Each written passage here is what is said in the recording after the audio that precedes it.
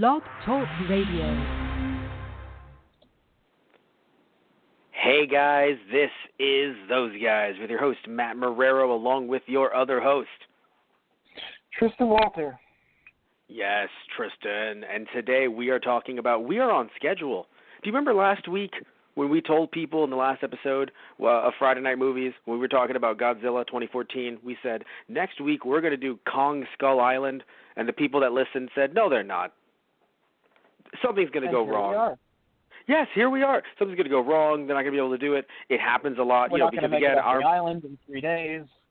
Of course. I didn't think they were going to make it off the island in 3 days. I thought the footage was never going to make it to U.S. shores.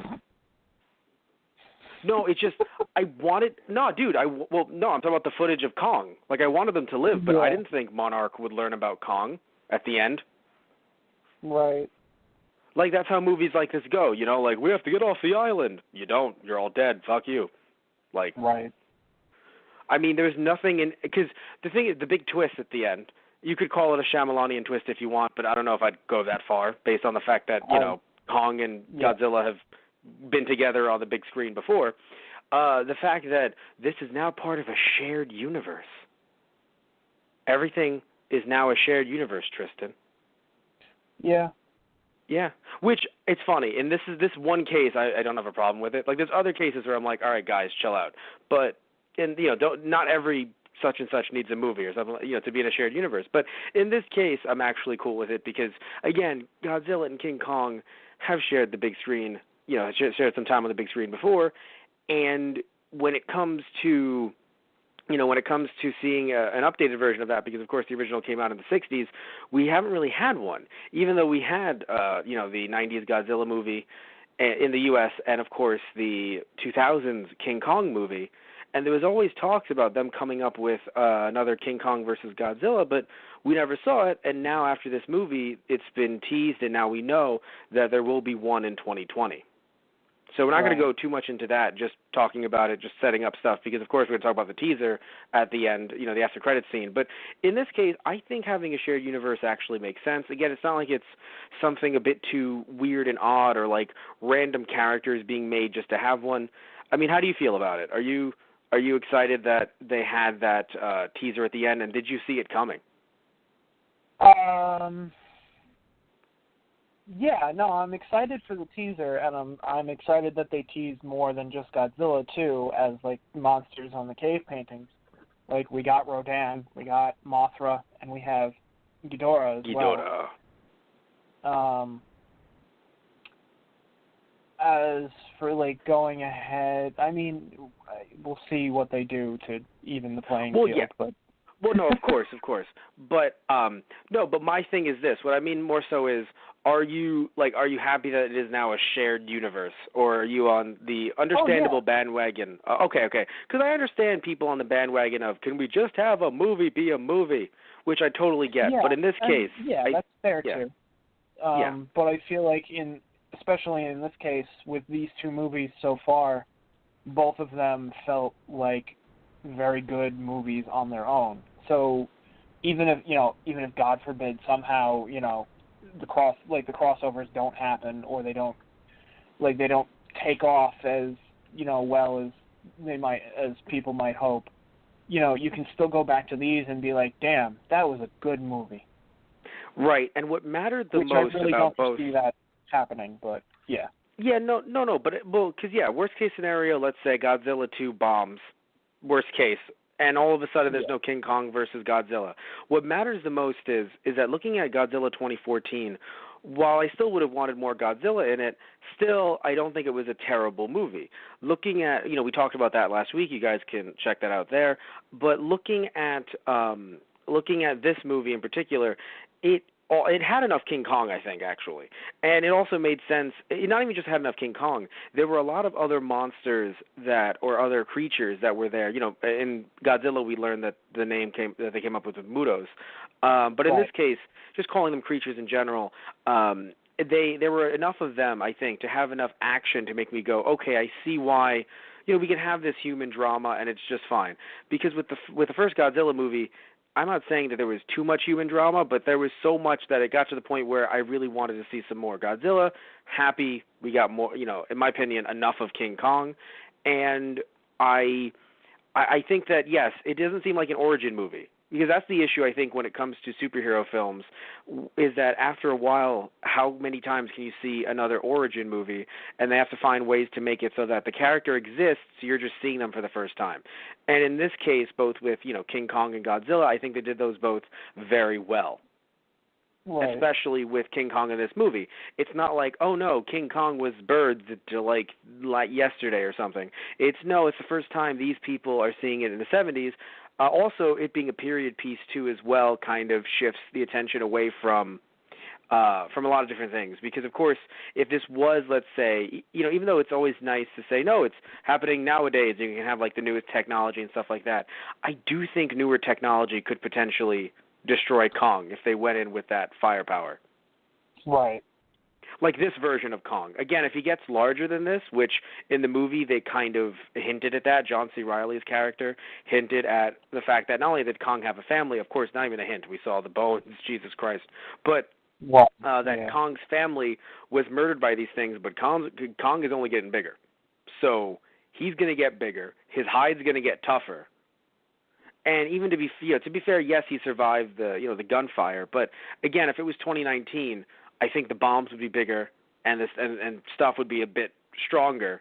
And this version of Kong might have a bit of an issue dealing with newer tech. So it's great that they went back to the 70s, and also the fact that I know that not every part of the world has been discovered by now. I get it, quote unquote discovered, i.e. we know where that thing is. I get it. That's what I mean when I use the word discovered. I get it.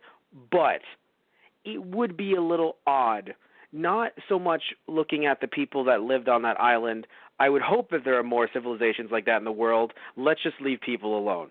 Not that, but the fact that there would be a creature as large as Kong somewhere in 2019, or in the case when this came out, the movie came out in 2017, there would be a creature as large as Kong in 2017 somewhere. And then other weird creatures like that. I don't think that's a possibility. There's weird shit, yes, but one as large as Kong, I don't think that would be believable. Yeah, I suppose. No, I mean, Kong is huge. No, Remember, Kong is. That. There's a difference. Yeah, there's a difference. Like, if you're telling me like something like our size, it's funny. I'm not. So people out there, is he just waiting for me to say, you know what, fucking Bigfoot's real? But like. They're fucking waiting. They're just fucking. People are just like, do we hit the record button then? Can we use this against him later? But seriously, it's the idea that, you want to say something is our size somewhere and we don't know it. Okay, potential, right? But to say something as big as Kong is out there in our world, because remember, we're not talking about extraterrestrial. We're talking about terrestrial. We're talking about on our plane. Yeah. Right. That's the issue right here, is that we're talking about things that are in this world with us right now that have not gone extinct due to us being fucking idiots. Right. Yeah. Yeah. But in the 70s, especially them making it seem like, yes, we are going to this place not just for war but also for other reasons, specifically Vietnam and other places surrounding it.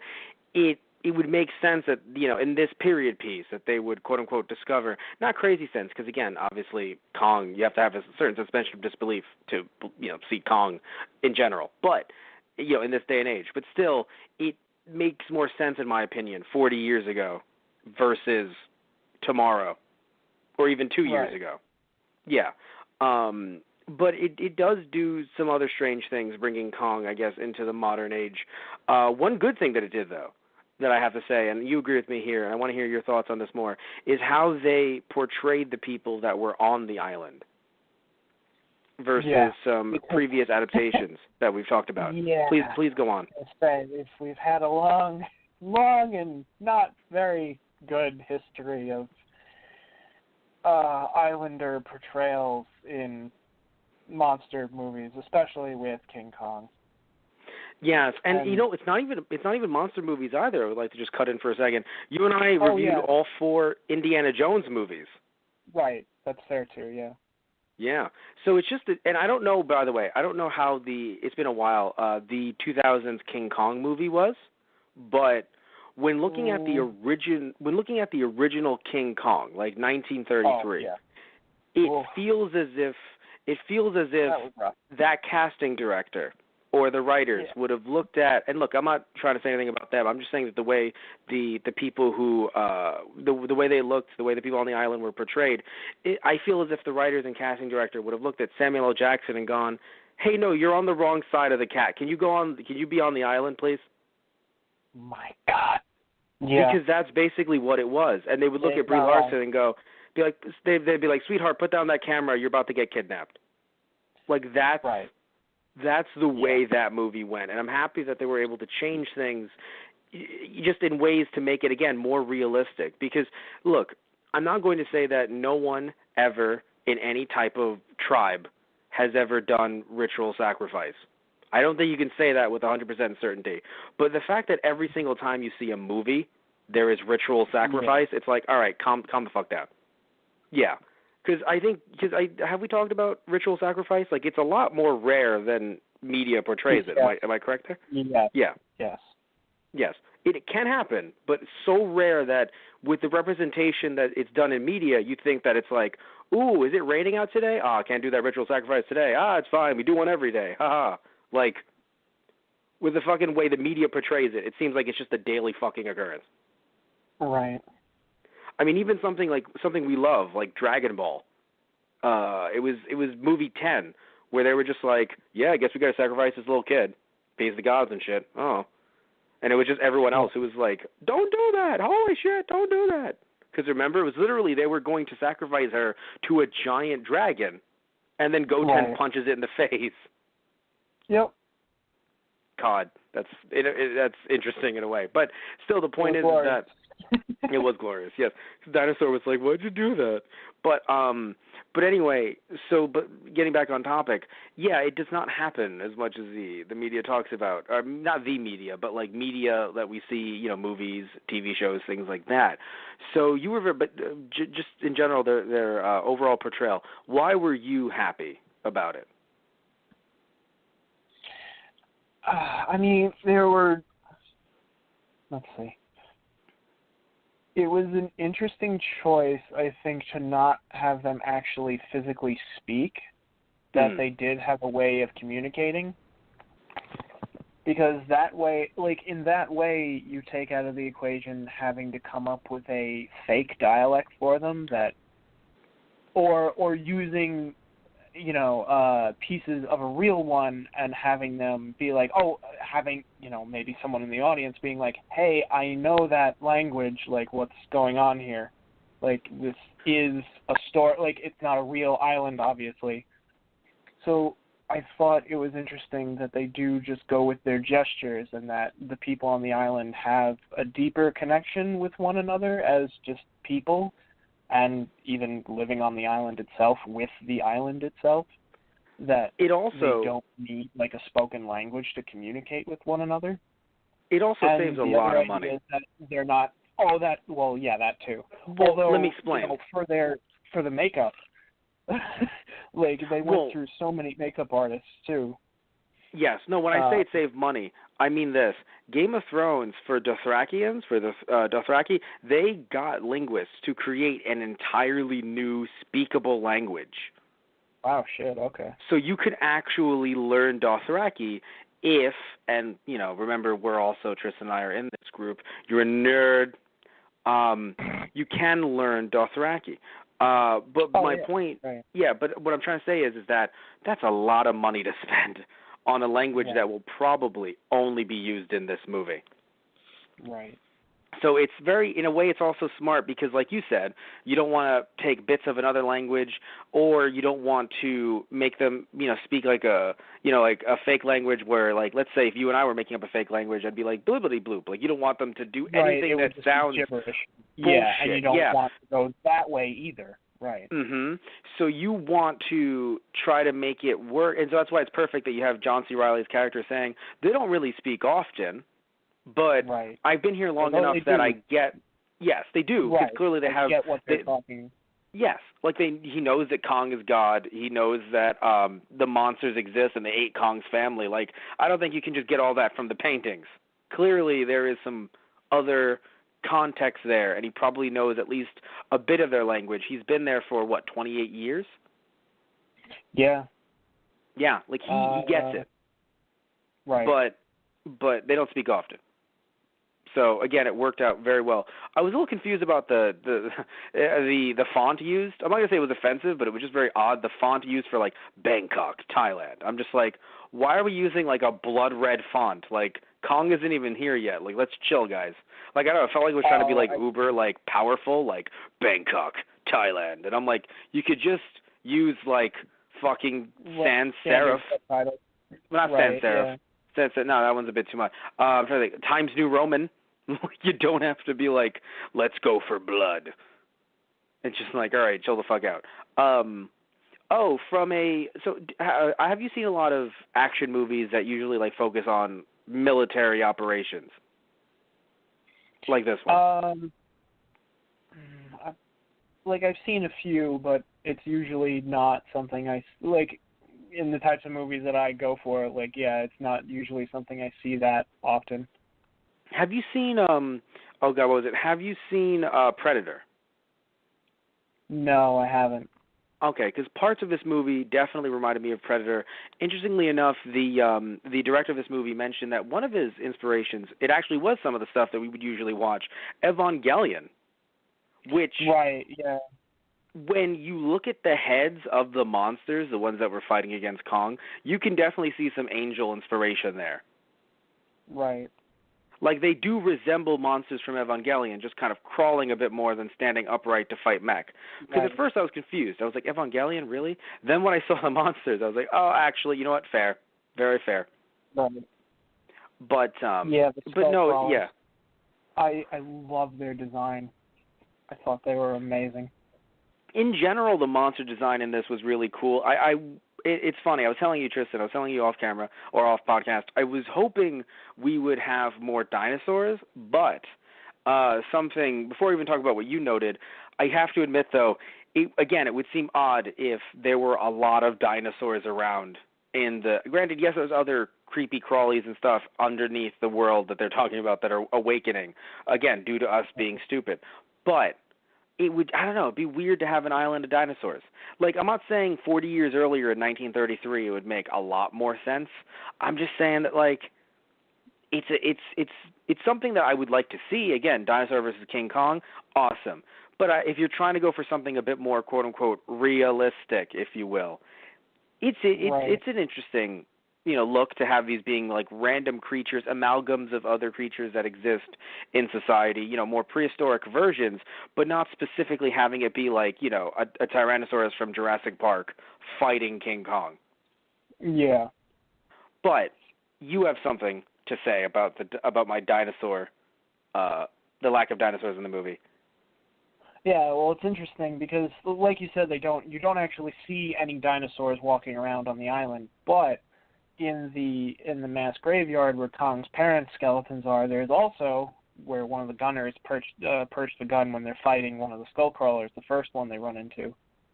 There is a Triceratops skull in the boneyard, and he's like perched between the horns with the machine gun. So I was like, okay, so there actually might be dinosaurs on this island, possibly. Or they were eaten due to, right? Yeah. Which, holy shit, is a terrifying thought. Yeah. Well, what was also a terrifying thought for me? Having there be a romance subplot in this movie, and I'm so happy they did not go there. Like, I did not want them to. Yeah, because like when you saw Tom Hiddleston and Brie Larson interacting, well, it was cute, and I'm not saying I wouldn't want more of them interacting like that, in the beginning, just like kind of. But I liked it on an intellectual level. Like, they were both feeling, like, reading each other, like, are you going to fuck me over first, or am I going to fuck you over first? Which one of us is going to have to go? We have to tussle.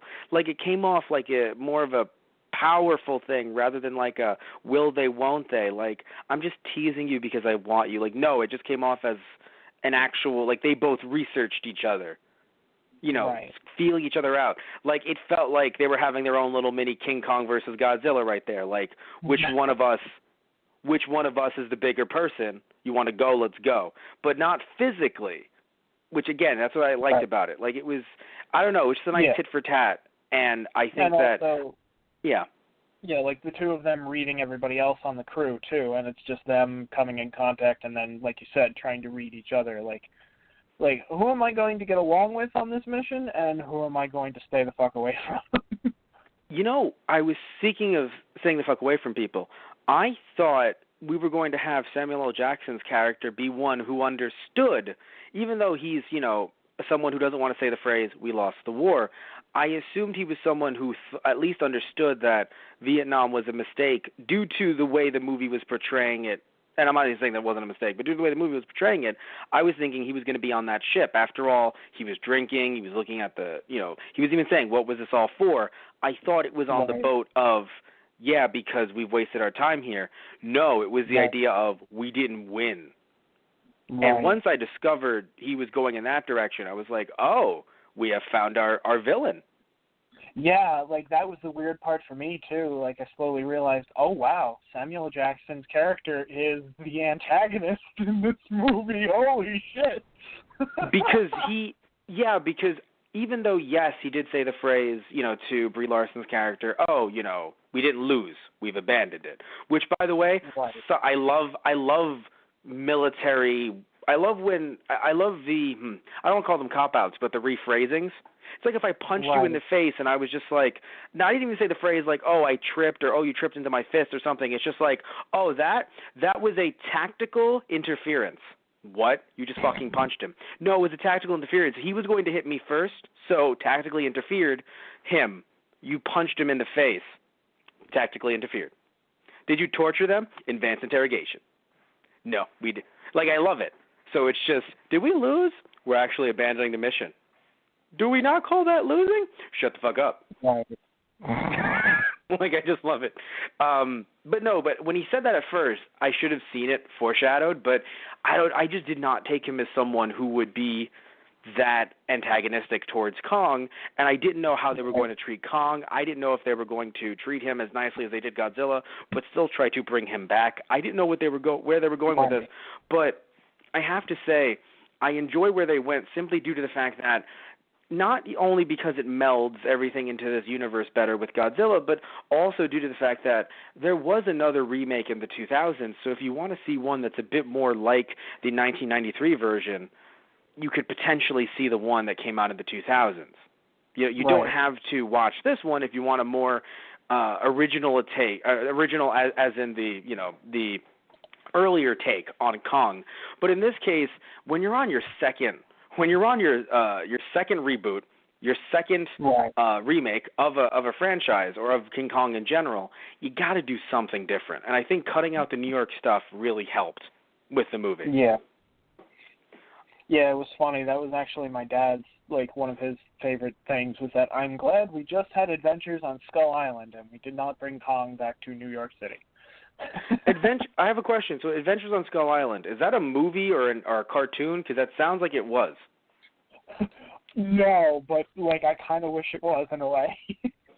Okay, because when I hear it, I could swear that actually existed. I know there's a Godzilla Island TV show. Lovingly and jokingly. But, yeah, no, it does sound like it would be like an animated series or something, doesn't it? Yeah, no, I'm only saying it because I could swear that there is also a Godzilla TV show where they had all the monsters on one island together. So that's why I'm Monster Island, probably. Yes. But anyway, what was I going to?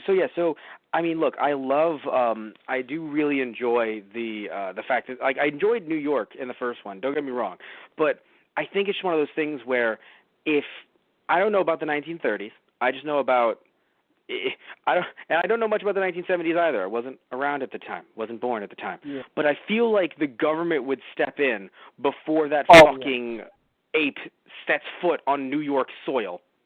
Right, exactly. It's not the idea of, we're going to turn it into a sideshow attraction. It's going to be like the circus. It'll be fine. Oh, sure, that sounds great. Wait, is that a giant ape? Wait, we need to question this man further. Like, if when they you said it was, if they got him on a barge and brought him back to New York now, you bet the military would be out there in seconds and be like, what in God's name did you bring to our soil? What the hell is that? it would have been stopped earlier. That's the thing. Like, yeah, right. That boat would have been sunk minutes after it left Skull Island. And I'm sure there's some people out there that are like, but you guys reviewed the Jurassic Park movie, not the first one, but like one of the later two ones where that happened, and it's like, yeah, but that was also terrible. It was a cool scene because of the fact that they did that, but that was such a bad idea that I'm honestly shocked that the government didn't shoot them all in the head and cover it up. Right. Yeah, exactly. And in this case, it's a similar situation. It's like the government would have covered this up, which they technically did at the end of the movie, but even any more than they ever could have if Kong would have been on U.S. soil. Right. And that's why I also find Jackson's character so interesting, because it is the idea, like, his character is the idea of, like, the line that he says when they have Kong down after they set, like, the Napalm lake on fire. It's like, we're soldiers, we do the dirty work, so nobody at home has to know a thing like that exists. Thinking that, of course, instead of being like, if we leave him alone, nothing's going to happen. But he's also of the mindset of the other guy who was leading Monarch, John Goodman's character, that, these creatures have lived long before humanity, and if we're not careful, they're just going to take back the Earth from us. And Jackson's character coming out of Vietnam and being like, oh, we abandoned that war. Here's a new one that I can join and be like, look, I'm not letting this monster take the Earth back from us. We're going to show that, man is king, not Kong. And it's like, and it's, it's interesting. No, it's interesting. People, people talk about online, and this is not me trying to like bring any type of political stuff into it. Hell, the movie itself was, political. I mean, you fucking saw them talk about Nam multiple times. So I want to bring up one small thing that I think people online, some of them might be jerks about it, but some of them are actually inquiring. They go, what is toxic masculinity? Right? Like, they're legit wondering, like, well, what is toxic masculinity? I don't know what it is. I know what masculinity is, right? They think, like, I'm a man. Like, that's what I want to be a man. Like, what is, well, I don't understand what the toxic part of it is. It's literally Samuel L. Jackson's character. The idea of, you lost. Go home, be with your wife and kids, be with your family. It's okay. It sucks. And yes, by the way, I do think that after, our men and women went home from Nam, they were treated very poorly, and they should not have been. Oh, yeah. Right? Right. So, because it wasn't their fault, it was the people in power who put them there. But what I'm trying to get at is this. It is Samuel L. Jackson's character of, well, we lost this, but you know what? I will win this. And we don't know much about this creature, but I do know one thing. Instead of us being able to leave and go home and be okay, we're going to murder it. Right. Yeah, like, it is that idea. By the flames of war. And you even see it, like, even from the first scene when he first sees Kong and they're on either side of the explosion and the fire is going off, you just see a close-up of both of their eyes and the fire that's in it. It's like, yes. Oh, you're going to be opposing each other to the bitter end. And I got to say, though, right, not toxic in my opinion, just how he stood his ground. I think that's fucking amazing. I think in general, a human standing their ground against something that large and that having the ability to just crush you, like he did later to him. But but I'm saying it's just that look in his eye. I think that was amazing. It's when he then acted upon that, when he learned new information, like, no, actually, this guy here has been living here all this time. Clearly, Kong hasn't killed him. Kong is not confrontational. It's okay, right? Yeah. Still, with that information, he said, no, I must kill. We must win. Right? It's something that I'm not saying it can't happen with women, of course, but a certain woman or something like that. But it is just something that when people think of what is toxic masculinity, it is the idea that, oh, this is tied to me. All of these, these things are tied to who I have to be. Instead of it's just like, hey, you lost. It sucks, but move on. But he could not move on. He was just driven by this idea to destroy. And, I mean, literally, by the fucking near the end of the movie, even putting aside the fact that, because, look, I can understand, even though I'm not a big fan of it, I can understand that at the beginning of the movie, they're like, hey, we do need to read the geological shit. And then when you see Kong, you're like, that thing's going to kill us. We need to shoot it. Like, I get it. I'm not saying I like it, but I get it, right? But by the end of the movie, it literally turned into... moment of panic. Yeah. In that moment of panic when they first see him and he's just taking helicopters out of the air, like, they waste no time. Like, you see that tree, like, sailing through the air, and I was like, oh, God, this is going to... Like, this shit's going to go sideways even faster than I thought it was going to. Yes. But, of course, when you start dropping bombs on someone's home, you should expect them to be like, hey, stop that. And what's interesting, too, is the way Jackson's character mirrored sometimes how we, and I say we as in the U.S., how we do war. And what I mean by that is, even putting aside the fact that, they bombed everything first, I mean, that's clearly one-to-one Vietnam stuff, but looking at the fact that when it was like, hey, we got to get our guy out of here. Oh, no, I'm sorry to tell you this, sir, but he's dead. Yeah, I don't give a fuck. That was a cover story. Let's fucking kill Kong. Right. It shows you how... It doesn't change the mission. Still need to do what we need to do. Actually, you don't need to do that. No, but that's what's so interesting is that, like, I'm not saying he didn't care about his men. I think he did. No, of course he did. But I think he cared about them as much as the fact that he lost them. Right. Yeah. In other words, literally when he learns Kong did not kill this man that you are currently saying you are going after him for. Yes, he used the other men, their dog tags. But still, it's the idea that, but you said you were caring about this guy. Isn't that what mattered? Nope, this is the mission now. This was never the mission. No one ever sent you in to kill Kong. Right. They sent you in to do research, but they never technically said, go in and murder this thing on the island. Right. Yes, the original goal, like they mentioned way earlier in the film. Yeah, remember those nuclear tests on islands? Oh, we remember those. Those were not tests. The nukes were just fine. They were in perfect working order. What were they trying to kill? Kong roars. That's what we were trying to confirm. Yes. Oh. Sadly, Kong had grabbed some of them, threw them away into a nearby into a nearby river, into a nearby ocean. And sadly, the second it was... No, but it's interesting, though, because while Kong clearly had always... So here's what's interesting looking at the canon, right? From this version of the canon. So Godzilla, not created by nuclear war, a being just like the Mutos, just more powerful. Right. Woken up by nuclear testing instead of being created by it. Correct. And interesting enough, the nuclear testing was due to, even though some of those tests, they were considered quote-unquote tests, but really they were done to try to kill Kong, a creature that does not seem to be a Muto, seems to just be like, I exist on the island, doop-a-doop-a-doop, just doing my own stuff. Right. Oh, fuck, nukes. And then, I don't know if the nukes changed Kong at all. We're not going to get into. I don't think we'll know that until maybe like if they talk about it in King Kong versus Godzilla.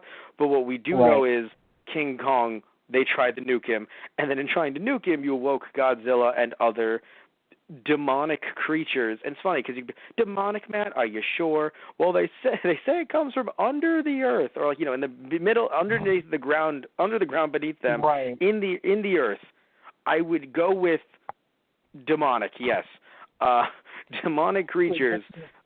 That's what made me laugh so hard when the other, oh God, I forget the name of his character, but the other scientist who came on the island with Goodman's character, how he was like, oh, I wrote that paper on like the Hollow Earth, and like he was the only one who believed me, and then I thought he was crazy because he actually believed it. Well, it's just so funny because I laugh at the fact that they used the idea of like, an old theory of how the Earth works and how it was made, the Hollow Earth theory. I'm like, that's funny.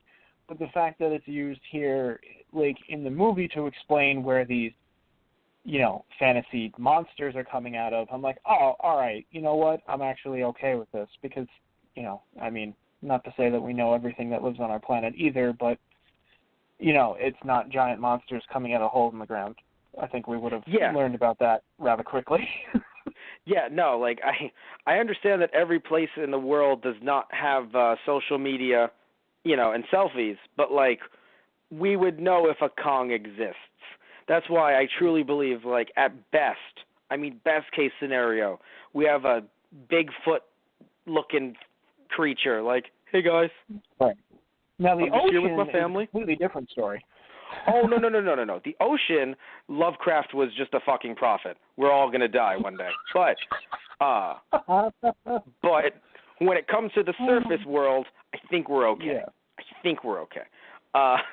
No, by the way, speaking of Lovecraftian beasts, the octopus appeared, which made me so happy because I'm sitting here and I'm like, it's like they...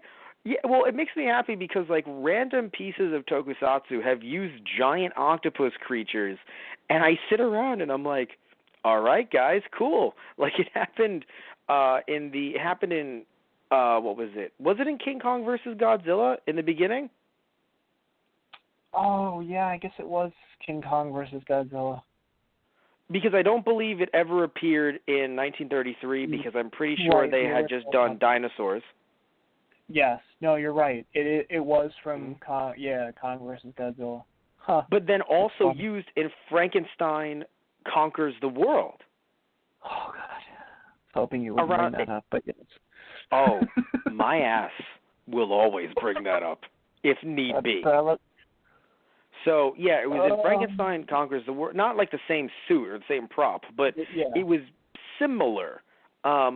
So, yeah, they were in both movies, the octopus, and I was wondering, I'm like, are we going to bring in an octopus in here? Because, like, I didn't know what we were going to bring. I thought it was going to be more of like a dragon-type thing in the water. Not Godzilla, but like a dragon-type thing. Maybe like more of a, like a Gyarados, if you will, you know? But then all of a sudden we see this octopus versus Kong, and I'm like, oh, this makes sense, of course. You know, on their island, the idea is the king is weak. You know, I will take him down, and I'm hungry, because they're all predators. They're fucking starving. So they're all constantly, not all, because the water buffalo wasn't. He's basically a fucking water buffalo. And that's what I love too. Like, you see an actual ecosystem, like, on this island, and it isn't just, you know, things that are going to devour you and destroy you. It's like, no, it's an actual ecosystem. Like, there are herbivores and, you know, other things that, yes, like, if you're in its. Like, I don't think the octopus would necessarily go after Kong-type creatures all the time, but seeing as how he's sitting in the pool of water, probably right on top of him, yeah, sure, he'll go for it. Question: wasn't there herbivores in 1933's Kong? Like, just one, just to be like, whoa. They had, because the first dinosaur they come across is a stegosaurus, which is a herbivore too, which is why I was so pissed off that they threw grenades at it. Yeah. But that's just how man deals with things that it doesn't understand. Just grenades. They're not even military. Not even a military operation. Didn't you guys work at like a kindergarten? Grenades. Yeah.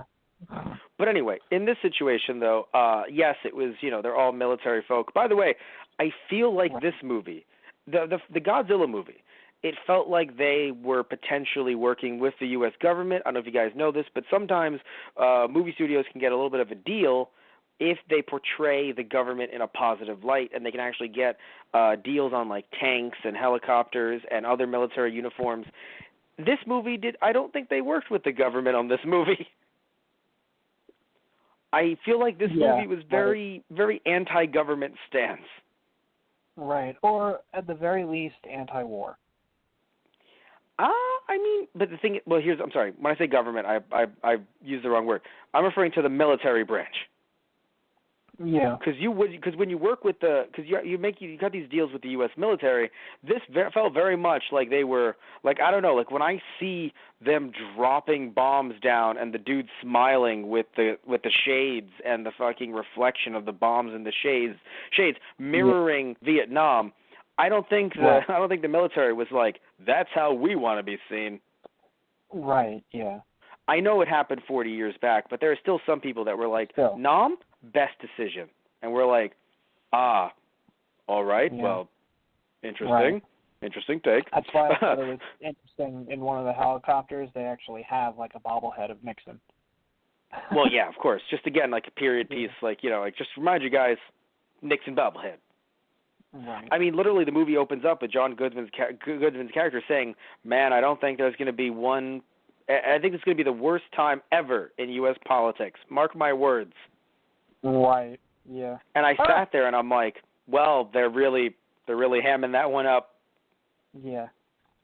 But, I mean, that's the other side of this movie that I love so much because of the time period. The soundtrack for this movie and just those small cuts it's just the music. And with, usually shots of people on the move or doing various things, but like they used so much like rock and roll from that time period and I loved it so much. Like I knew almost all of the songs in the soundtrack and it was so cool. Yeah, I usually don't like when movies and TV shows do cuts with music that isn't created just for the movie or TV show, but damn, I can't say I didn't like it this time. Such good music. Right. God, such good music. Once I heard Paranoid, I was like, I was mad because I'm like, I don't like when this happens, and then like 3 seconds into it, I'm like, finish with my woman because she couldn't help me with my mind. I'm like, please stop me. Right. Like I'm like, bow now, bow no. So yeah. Yeah. So anyway, either way, like it's not even just like the movie being a movie, like putting in the sound pieces. You actually see like they have speakers on the helicopters or they have the record player on the boat. Like it is actually part of the story. Like they're playing the music. Yes, which also helps again really looking cool. at. No, that too, yes. I do like when they incorporate it in that way. And then also with John C. Reilly's character where he's like, is that music now? Like, what happened to swing? Yeah, so. I love his character too. Like, almost all of his dialogue is just gold. Not only is his dialogue funny, but I have to say it was also something that has happened before and seemed real as well. I don't know if anyone knows this. There have been people who've been found on islands still believing that the war is going on. Right, from World War II. Right. That's how badly we fucked up. Although I can't just put the blame on us. There was actually No. The reason why I can't put the No, hear me out, Tristan. I can't put the blame on us because recently there was a story. I don't remember how recent, but it was within the last 5 years, I believe, where Japanese, I don't know who in Japan, like if they were like part of the military, they found a someone from who was Japanese from World War II, and he was like asking like, did we win the war? And it's like, oh God, so it's not just us, but holy shit. I remember seeing that article too. Yeah. It was within the last 5 years, right? Oh, yeah, it was definitely recent. Probably within the last 2, maybe. Oh, actually. Jesus Christ. I mean, thinking about that guy, even if he was 18 at the time. Yeah. Like, he's pushing 60 now. Yeah. Yeah, it's crazy. Yeah. So, the fact... That's why I really like the depiction of, Riley's character and the other Japanese soldier that he crash-landed with. Like, obviously they were both marooned together on an island, but they found, like he even said, as soon as you remove the uniforms and you remove the war, that man became my brother. And it's they something... helped each other survive on the island. And I thought that was really beautiful, too, that he made a grave for him, too, and had his sword at his grave. It's something that it's been done before, but frankly, I think it hasn't been done enough. Just this idea that, like, hey, wars are man-made, not by, like, it's not as if, like, people will try to bring in, like, God or, like, other acts of, of other types of, I guess, religious authority and other types of authority into a war, but it's like, it's not as if, this war is so big that we have to, forget that we're people. Right. That it's us. But it's like, yes, there's different states, yes, there's different countries, but like this idea that like, well, you're on the other side of the war, so I guess you don't have a family, I guess you don't have kids. It's like, I know you can't think about that necessarily, but I mean, like, these two guys were literally right on the cusp of killing each other, despite the fact that they were clearly both fucking marooned on this island. That was their initial thought in the beginning of the movie. Well, I mean, other side of the war, gotta kill you. And it's just a thing where, like, John C. Reilly's, his character, what he said, like you just mentioned, was very powerful because it's very true. It's just, it's something that actually happened in another manga. I don't want to say which one because it's kind of a spoiler. But at one point, it goes into the future, and there's this crazy war happening, droughts everywhere, and these two guys I think it was one guy who was supposed to be from the U.S. and one guy was supposed to be French, I believe. It was either French or it was Japanese, or it might have been French and Japanese. Either way, they were both pointing guns at each other because. It was like they were both didn't have any water, both starving, but they were on two opposite ends of the war. They both had guns on each other, realized that they both had stepped on mines. Oh. But they still have to point guns at each other, and they're basically talking about the fact that, well, hey, if I take my gun down, you're going to shoot me. Yeah, well, if I do, then I'd blow up too, wouldn't I? Yeah, but you'd like that, wouldn't? And then they slowly realized, like, you know what? We don't have much longer. Like, let's just throw our guns down and talk. And they start talking about their families. And then one of them goes, I think mine is deactivated. Let me check. And he checks and he realizes it is.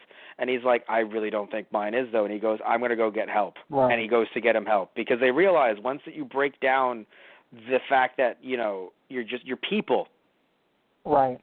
You're human beings. You're on the same earth. Like, it's just, you know, like, that's just what it is at the end of the day.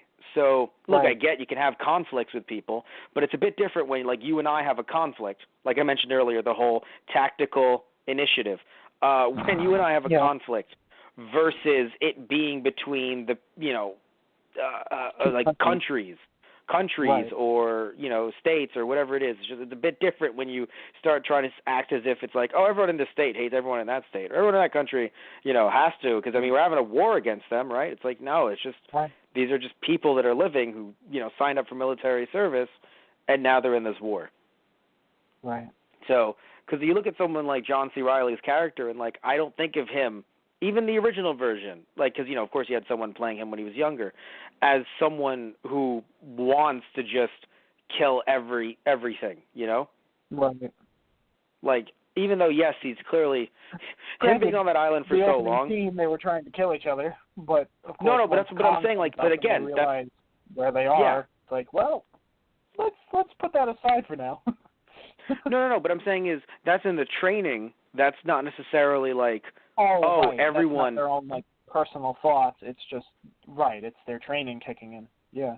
Yes, because literally all it took was him to see, you know, them to see each other, and then it's like, well, we have to kill, and it's like you guys were just in a plane crash. Like you don't have to help each other, but at least you could be like, fuck off, and walk away. Right. Yeah. Like, you know, like you're probably gonna die here, and I hope you do. See ya. But no, it was literally just like, I guess we have to kill each other, which, Tristan, question. So I don't have any sword training. Do you know anyone who has any sword training? I mean, well... I feel like you would. I mean, my father studies kendo, so yes.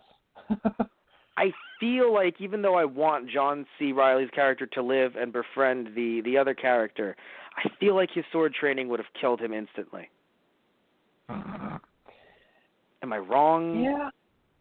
I mean, they were both in a crash. To be fair, right? Yeah, I really don't know how that would play out. Yeah. I mean, because they both have training, assumably in like close quarters combat, so like it's not impossible to dodge a sword swing, really. Like, it's not impossible to dodge it, but you have to be real good. Like, there's no room for hesitation. Like, the fact that he grabbed the sword and stopped it, that bothers me. Because it's like, but it wasn't out in pain because it's sliding through his fingers. So, like, yes, that's real. Yeah. Like, in other words, it's real as in you're not going to get through it unscathed. Right.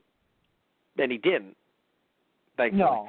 Right. That's because I know like it bothers. Well, does it bother you because it should have chopped his fingers off if he tried to hold it, or because I've never done something that stupid, so I don't know.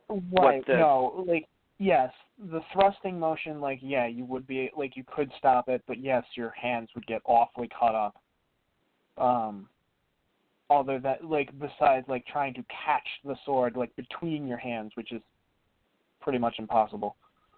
Oh, so it wouldn't have been caught. It would have still slid through just like it did when he pushed. No, I'm saying, like, it's more like, comparing it to, like, when someone does an overhead swing and, like, the whole, like, oh, catch the sword, the blade of the sword between your hands. Yeah. No, that's total bullshit.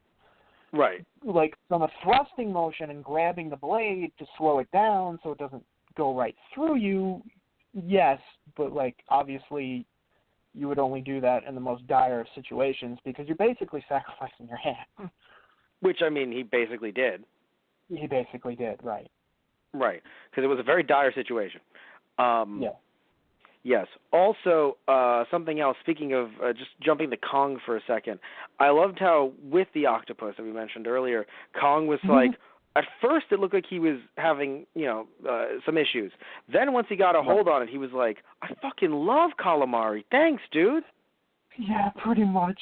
It's funny because I'm pretty sure my dad, when we were watching it together in the theater when it came out, I swear to God, my dad, like, turned to me and he said, yum, sushi, and I nearly burst out laughing in the theater. I mean, basically, yes. Like, it's just so funny to me. Actually, yes, takoyaki, basically. Like, literally, as Kong, in 2020, as Kong is fucking punching Godzilla in the face, dude, I gotta say, you gotta try the takoyaki on Skull Island. Really fucking good. Godzilla's like, thank you so much, I'm gonna kill you and go there.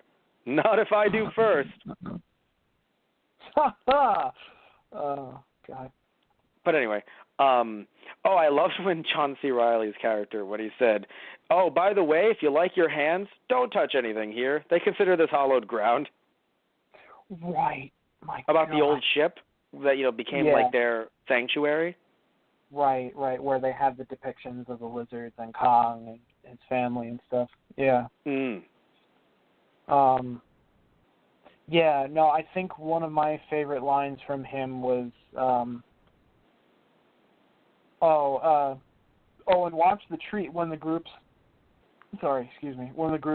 split up towards the end, and he's like, watch the trees too, and they're like, for what? He's like, for ants, and they're like, ants?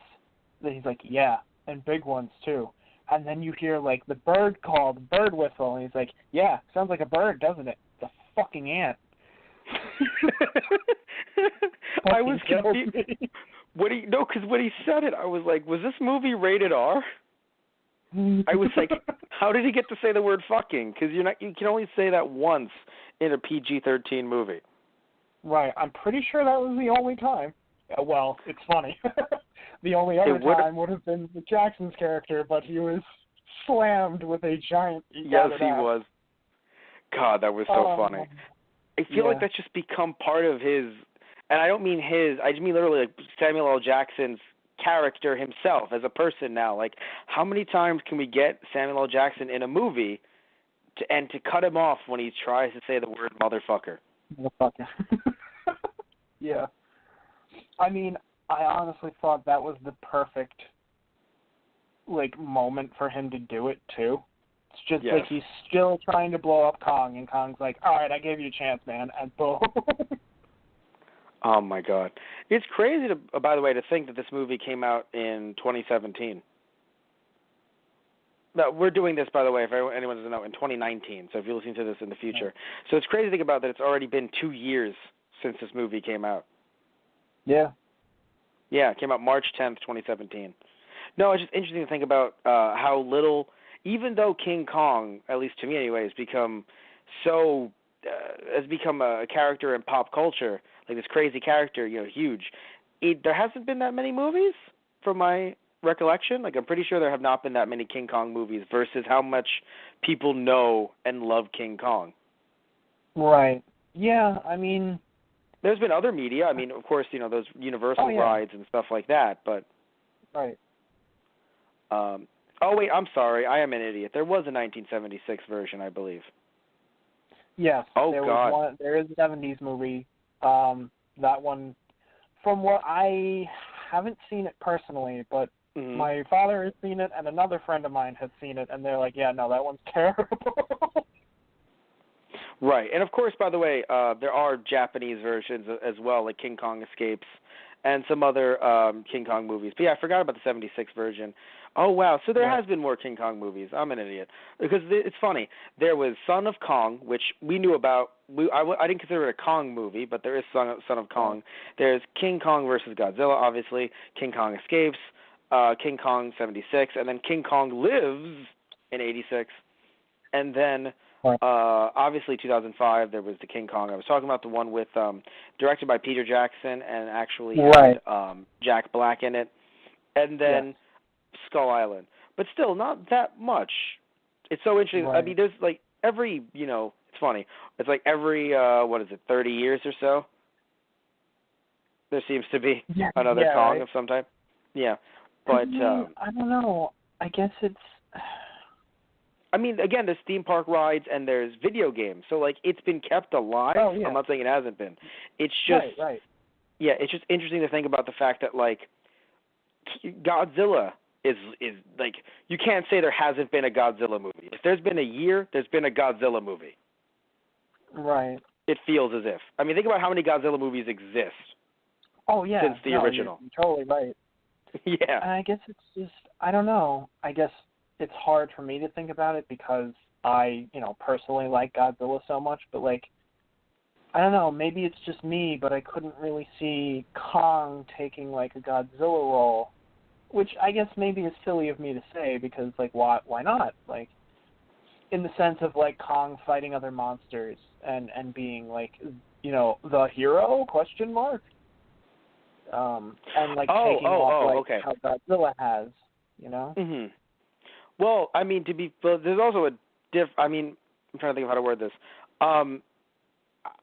Because you're saying taking off like Godzilla has. That's completely different, though. Anything can... I mean, Godzilla has taken off so much, but, like, how do I word this? I'm trying to think of, like, certain... Twilight was bigger than Godzilla. I'm not saying it's a better movie or a better franchise, but, like, there are franchises that are bigger than Godzilla. It's not about how awesome Godzilla is. It's just about where the money is. And the money is in sexy vampires. So we're going to eventually see a giant sexy vampire take on King Kong versus Godzilla. This really went in an odd direction. But what I'm trying to get at here, Tristan, is in monster movie land, Tristan is basically dead. Like, he's died, he's coming back to life, but then he will be a sexy vampire, so joke's on him. But, God, he's so mad at me now right I'm now. thinking of how exactly I'm going to end your existence. Can it be? Can't. Well, I'm sorry, Tristan. Look at the revenue for Twilight versus Godzilla and get back to me. I heard you the first time. I don't need to hear you say it again, please. Yeah. Don't threaten me with murder when I have the numbers, okay? I'm just saying. I'll murder you with the numbers. How's that? God, a visual representation of numbers stabbing me just sounds funny. Basic. Look, I'm just trying to say, Tristan, is... I know. It's an odd direction where you went with this. But I see where you're, because like anything can be bigger than anything. But when it comes to him taking the hero role, why did you have to pick that? Well, no, because I was trying to think of something that like was really, really big, even if it's something I don't like. Right. Like in the box office. Yes. I understand. Yes. I understand. It's just yes. God damn it. But to be fair though, obviously with how many years... I could pick something like, I'll pick something we both like. Harry Potter, arguably bigger than Godzilla. Fair. Arguably. I mean, granted, Godzilla's been around longer. He's stood the test of time. I'm not saying he hasn't. But what I'm trying to get at is putting aside, like, what's bigger in terms of, like, a bigger... You could talk about... Because when you were initially talking about the plot, I can see where you're coming from, how I don't know if I see Kong as, like, this benevolent protector like Godzilla, but even in the 1933 version, he was still, like, a benevolent protector. It's just that they had the notion of, but the people on the island will sacrifice someone to him, like, because he's a god that needs it. So that's the only difference, is that it was the idea of, these, and I'm not calling them that, but the movie definitely treated them as that, these quote-unquote savages are going to sacrifice this, this human to their god, who will want the sacrifice but with the sacrifice, he will protect all of them. Right. So that's the thing. So they took that idea, just removed the whole sacrifice, and he still is as benevolent, arguably. Just again, they removed the sacrifice aspect. Right. And that's another thing that I love about this movie, in the sense that Kong is an intelligent being, and they really put that out there, and I love that so much, because, I mean, even as just, I love animals, but also studying anthropology throughout college, and learning about, primates come into that study as well, because of our links together, just of where we come from evolutionarily, and the fact that we're both animals that use tools, which also tool use for the win, because Kong just takes the chain with the propeller on the end and slashes that Muto's throat. That was beautiful. Even before doing that, the fact that you had the helicopter shooting at him and he goes, "Can these things hurt each other?" And he jumps, and then the two helicopters shoot and crash into each other. I fucking loved it, because for me, it just is something that it's just nice to see that he's learning. Like, he's not just, oh, he's a big dumb ape. He's just going around slapping his chest and picking up people. It's like, no, he's actually trying to do his best to save people in different ways, or to, if he needs to protect himself, to hurt people. He grabs one of the helicopters, when he grabs the propeller on one of them, or the tail propeller, and he's like, oh God, ow, that fucking hurt. Not doing that again. Yeah. But the fact, also when he's with the photographer and, Brie Larson and Tom Hiddleston. When they're looking to try and find Packard, Jackson's character, and Kong is right there, and he just comes out of the mist, and she has that moment where she puts her hand on his face, and it's just the look in, that was one of the most beautiful parts of the film for me, the look in his eyes, in Kong's eyes, and in theirs. And in that small moment, they have made a connection. And, it's not I'll definitely save you type of connection or anything like that, but just two living things acknowledging each other. That is a very powerful and emotional connection, and I love when it's portrayed this well.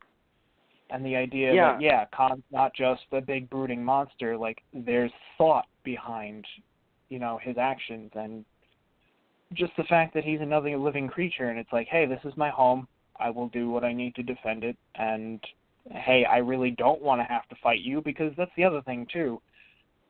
Any living thing is programmed with the idea of how to defend itself, but, fighting is never something anything wants to do, because there is the fear of I may either be injured, which may lead to my death, or I will be killed in this fight. And nothing that's alive, everything that's alive is automatically programmed to I'll say that. Look, I don't know much about the animal kingdom, but I'll say that man definitely does that. Man is dumb enough to fight. Man is, and I don't mean man as men. I mean generally, humanity is dumb enough to fight like that. Right.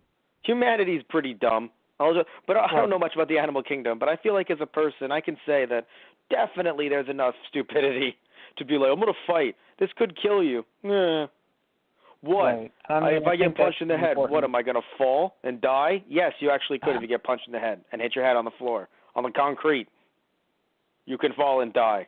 Oh, well, I want to fight. Yeah. All right, we found, literally, there are animals that are smarter than you. Do not think you rule the earth.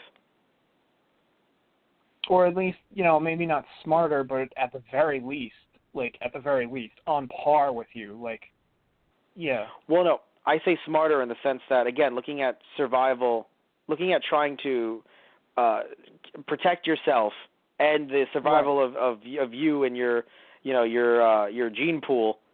There are animals that will be like, oh, I can't win this fight, let me go away. When you're just I'm a drunk, I'm gonna fight somebody. All right, you lose this fight. You lose this. You lose the gene fight. Sorry. Right. The animal is smarter than. That's what I mean. The animal actually has better instincts than you. Right. But anyway, I'm just saying. Just saying when people get all rowdy like that, it's just like, yeah, okay, look at the animals. Let's actually. You want to talk about being an animal? Look at what the animals will do. They would actually not be interested in this fight unless they were hungry. Right. Are you hungry? Yeah. Are you hangry? Go get something to fucking eat. Yeah. Like, Jesus. Anyway. But I do love the idea that Kong, it almost feels like Kong has a slight, like, a piece of altruism to himself, that he is willing to defend the village of people that live on the island, because I wonder if he feels a certain sense of kinship to them, because in a way, like, Kong can kind of look at them and it's like, oh, you know, like our hands are similar, or he looks at them like, you are tiny me's. I will defend the tiny me's. That could be that kind of idea. Yes, you know, it's interesting. I maybe it's because we, as people, you know, we can look up pictures of apes and see apes, and you know, on when we go to like the zoo, or good zoos, by the way, not like bad ones, like conservation type zoos, right? So like you see these animals. Maybe it's because you can do that. When I looked at Kong, even though, yes, there were some parts I think were not as blended in well, the CG, as other parts, but I don't know, something about looking at Kong most of the time, when I see him and I see his face and I see his eyes, I don't see the uncanny valley. I see gears turning. I see thoughts happening. I see something that actually resembles a living creature. It's interesting. Right. Like, nothing against the Godzilla and CGI, because it was actually pretty good until like the end, when I was like, ooh, I don't know, it was too bright out for him to be going into the water. It just didn't feel right to me. It didn't look right, rather, to me. But looking at Godzilla, I'm not saying that it was terrible. Like, I could still see a creature in there when he looked into that soldier's eyes in Godzilla 2014. Right. But still, though, every time I saw Kong into his eyes or on his face, it felt like a real creature, not a CGI monstrosity. Right. It was interesting. And the other thing, too, between Kong and Godzilla, like, Kong obviously being an ape, or a type of ape, like, I mean, I don't know what the lore would describe him as. Is he just a mutated ape, or is he like another species of ape that we don't have like a category for?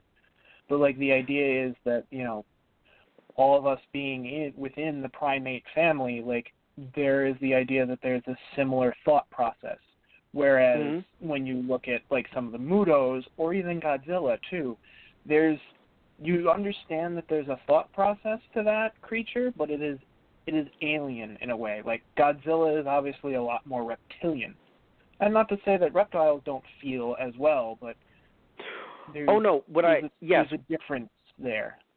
Oh no, I mentioned seeing the thoughts have, you know, the expressions and things like that. The reason why I meant it more so, although that's a good thought as well, is just the idea that when we see something and are familiar with it, we can then potentially connect with it, whereas when something is truly alien, it then just feels odd to us, and we're like, well, that's weird, in terms of trying to register CGI. So like, when I see you were going Genie, more for like graphical wise. Yes, because like, looking at the new Disney's Aladdin, we've talked about the trailers over at Keikaku Corner, our other podcast that we do, where we talk about like news articles and stuff like that. When you and I were talking about one of the trailers, there were these weird proportions on the new Genie where I was like, it didn't work. But then there was he was still CG in blue, but smaller, and I was like, that actually works. Like, my brain, I was like, I can see it, and it's not odd. But there was so that's the thing. Like, it was interesting how like one, you could tell like, oh, actually this one doesn't look so bad, and the other one, the way he moves, you're like, oh no, that's not, my brain knows that's not how human work. But in this case, seeing Kong, for some reason, it worked in my head. Like, just seeing his eyes and seeing some of the facial expressions, it usually worked. Something I want to mention, the cast. We didn't really get to focus too much on the cast overall. Very star-studded cast. Oh, yeah. I mean, you have Tom Hiddleston, who, of course, if you guys don't know at this point, Loki. You have Brie Larson, who currently is Captain Marvel, and she's also been in other superhero movies as well, or other movies with superpowered folk. She was also in Kick-Ass. So not Kick-Ass. I'm sorry. She was in Scott Pilgrim versus the World. So it's interesting because she was in that movie. She's also Captain Marvel now. We have Tom Hiddleston. We have John C. Reilly, who he was in two superhero movies. He was in Guardians of the Galaxy. Right. Yep. Yes, he was the guy who Star-Lord flipped off, and he arrested the Guardians, and before they were the Guardians.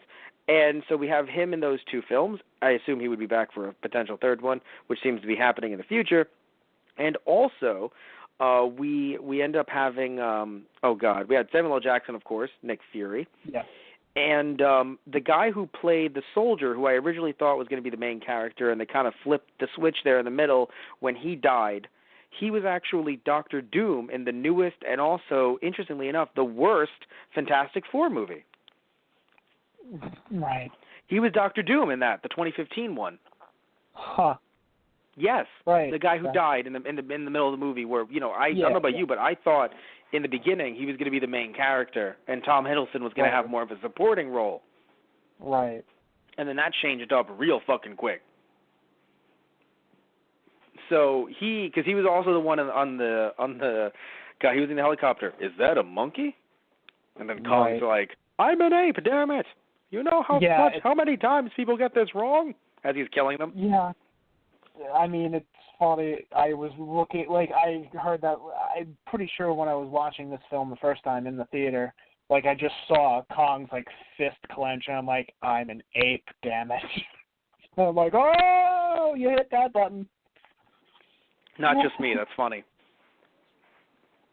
Yeah. But, so something interesting that I heard that I was reading up on, the woman who, I believe her character, the actress is Chinese. I don't know if the character was meant to be Chinese. She was apparently supposed to have a much larger role in the movie. And in a way, as much as I love Brie Larson's character, I kind of wish that was her character. Right. Because, she was part of the scientific team, too. Yes, because the thing is, or at the very least, if they flipped her role with the role of the African-American man, even though, to be fair, at the time, looking at the 70s, maybe it would make more sense that it would be him in the role as the assistant, because maybe they wouldn't have taken a woman seriously in that role. It's terrible, but it's just the way things were back then, and just for some people, the way it is right now, frankly. But what I'm saying, some people don't, treat women doing science as reputable, or doing anything really. Just go online. You'd be like, "What the fuck? You just playing a video game? Holy shit! Calm down." But what I'm trying to get at is this, dude. What? Because they even do that with Larson's character, Mason Weaver, when she walks up to get on the boat for the team. It's like, Mason Weaver is a woman. She's like, last time I checked, and walks off to get on the boat. But what I'm getting at here is apparently her character, not Brie Larson's, this other woman's, was supposed to be much larger, but it was shortened, which I know it was a long movie, and sometimes that happens, but, why would you have her character there if all she's going to do is say about 5 to 6 lines? Yeah, I mean, really? That was, I mean, look, I'm happy she got a paycheck, but, come on. Right, obviously. Yeah, she was, I believe, Tian Jing, and that she played Fan. She was part of the research team from Monarch. But that's a sad thing. Doing what? Yeah, on the I know. I team? wonder if she was supposed to be the head geologist, maybe, or another branch from another discipline. But I get what you mean. I'm sad too that she really didn't seem to have much input. It would have been nicer that she would have had more. Because representation matters, but at the same time, you don't want someone to just be standing around. Right. That's the thing. It would have been odd if, let's say, what's it called? It would have been odd if John C. Reilly's, his brother, as he referred to him as, the other Japanese soldier, if he would have been alive and said nothing. It's at least speak in Japanese. But again, she knew English. Right. She was speaking English alongside everyone else. It's not like she was only speaking Mandarin. She knows English. So it's why are we just having her smiling and nodding at points until it was between her and the other scientist, and it's like, look, they told us to wait, we got to go, what are we going to do? That was, in my head, I was like, she must have said something else, but I don't remember right now. Yeah. Holy shit, that's terrible. It's funny. There was that one bit of comic relief, and the other scientist is played by Corey Hawkins. He's Houston Brooks. When he was trying to open that can with the knife, and she's like, here, or no, she was opening it, and he's like, oh, here, let me help you. You know, a man's got to do what a man's got to do, and he cuts his own hand, and she's like, oh my God, are you all right? He's like, yeah, no, it's fine. She's like, it's okay, like, I can open this. Here you go. That's funny, yes, but actually, you're right. I can't believe I forgot about that. But still, it's just something that I feel like it's frustrating that she had have more than just that. Yeah. That's the thing, because this movie, I think, worked as an ensemble movie, but if you're going to have people who are going to say a few words, just cut them out. And it sucks because, again, I'm not saying that you shouldn't have representation, but, like, because, again, I'm happy that she got, she was in this role, but I just wish that her role would have been a bit larger because you can say she's the head scientist, but if you don't have her doing sciencey things alongside the other scientists, and it's a hard place to do sciencey things. You don't have science, you have nature, you have Kong, and the antithesis of science. Yeah. Literally, John Goodman's character said this is where science and where myth meet, which he was right. Yeah. But no, it was just it was just a strange thing. Too. Yeah. The way he died, I think the photographs, and he's just like, oh shit, when the flash just keeps going off. Yes, I love the way he died, though, because he also, just like Samuel L. Jackson's character, started to have a fascination that seemed to be out of the realm of, granted, because he even mentioned, I was on a ship where I was attacked by something like this, if not this. Right. So he was saying that because, yes, he definitely started to veer away from the idea of this is just for science, it's just for research, because if it was, then you would have taken Brie Larson's pictures back to the government, shown them what they were working with, and then they would have said, we're going to catch this, but not to bring it to New York because that would be stupid. Right, or we need to nuke that island harder. It's like, wait, no, please, there are people on that island. And then that would have been an interesting discussion in and of itself, but still, yeah. So that's my take on it. Is that, you would have... he's also in that camp of these monsters will one day take the planet back away from humanity. It's like, well, if you didn't fuck with them, I mean, granted, like, when some of the Mutos woke up, I mean, especially in Godzilla in 2014, like, they're actively looking for radiation to then sire more Mutos. It's like, that kind of comes in direct conflict. Everything on Skull Island... You could have left it the fuck alone on Skull Island, and no one would have been the wiser. Yeah, pretty much. Yeah, no, definitely, they're definitely just going to be fine on Skull Island. But it's funny when you look at what John Goodman's character is saying, and you're like, he's wrong and dumb. And then you see the trailers for Godzilla, King of the Monsters, and you're like... You see the pictures of Mothra, Rodan, Ghidorah. It's like, well... Shit. But even the trailers for the second movie, the Godzilla movie, and you're like, John Goodman's character was not as dumb as I may have thought. Right. Like, he was mean, funny. But like, out of all those, I would say Mothra's probably chill. Rodan more neutral, like Godzilla, and then Ghidorah. Well, I don't know how they're going to portray Ghidorah in this new canon, but yeah, something tells me it ain't going to be neutral. Statistically, 33.3 at the least, 33.3% of Ghidorah will be a dick. Statistically, at the least. Just one of the heads is like, no, fuck humanity. The other two are like, whoa, chill out, man, come on. Or no, it's like the middle head. He's like, no, I'm the middle head, and what I say goes. And the other two are like, oh, this shit again? Do we really have to have this intervention again? Come on. I thought we were through this. We're really sorry. He's actually kind of a nice guy once you get to know him. When he's not, murder boner. Yeah. Meanwhile, he's shooting lightning everywhere. Jesus Christ. Yeah, but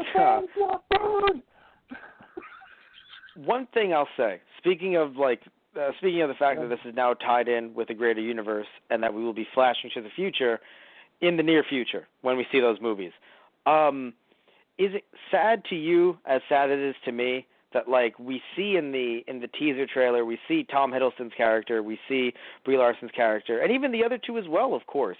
We see them all discussing what is to come, and especially thinking like, man, I would love to see her character be, more of her in the future, especially after what happened in this movie. I'd love to see more of her, and heck, the way we've built up Hiddleston and Brie Larson, love to see more of them. They're badass. And then you sit back and think, right, they might be alive. They probably are alive during the time of Godzilla and during the Godzilla King of the Monsters, and maybe even they will be alive during Godzilla versus King Kong.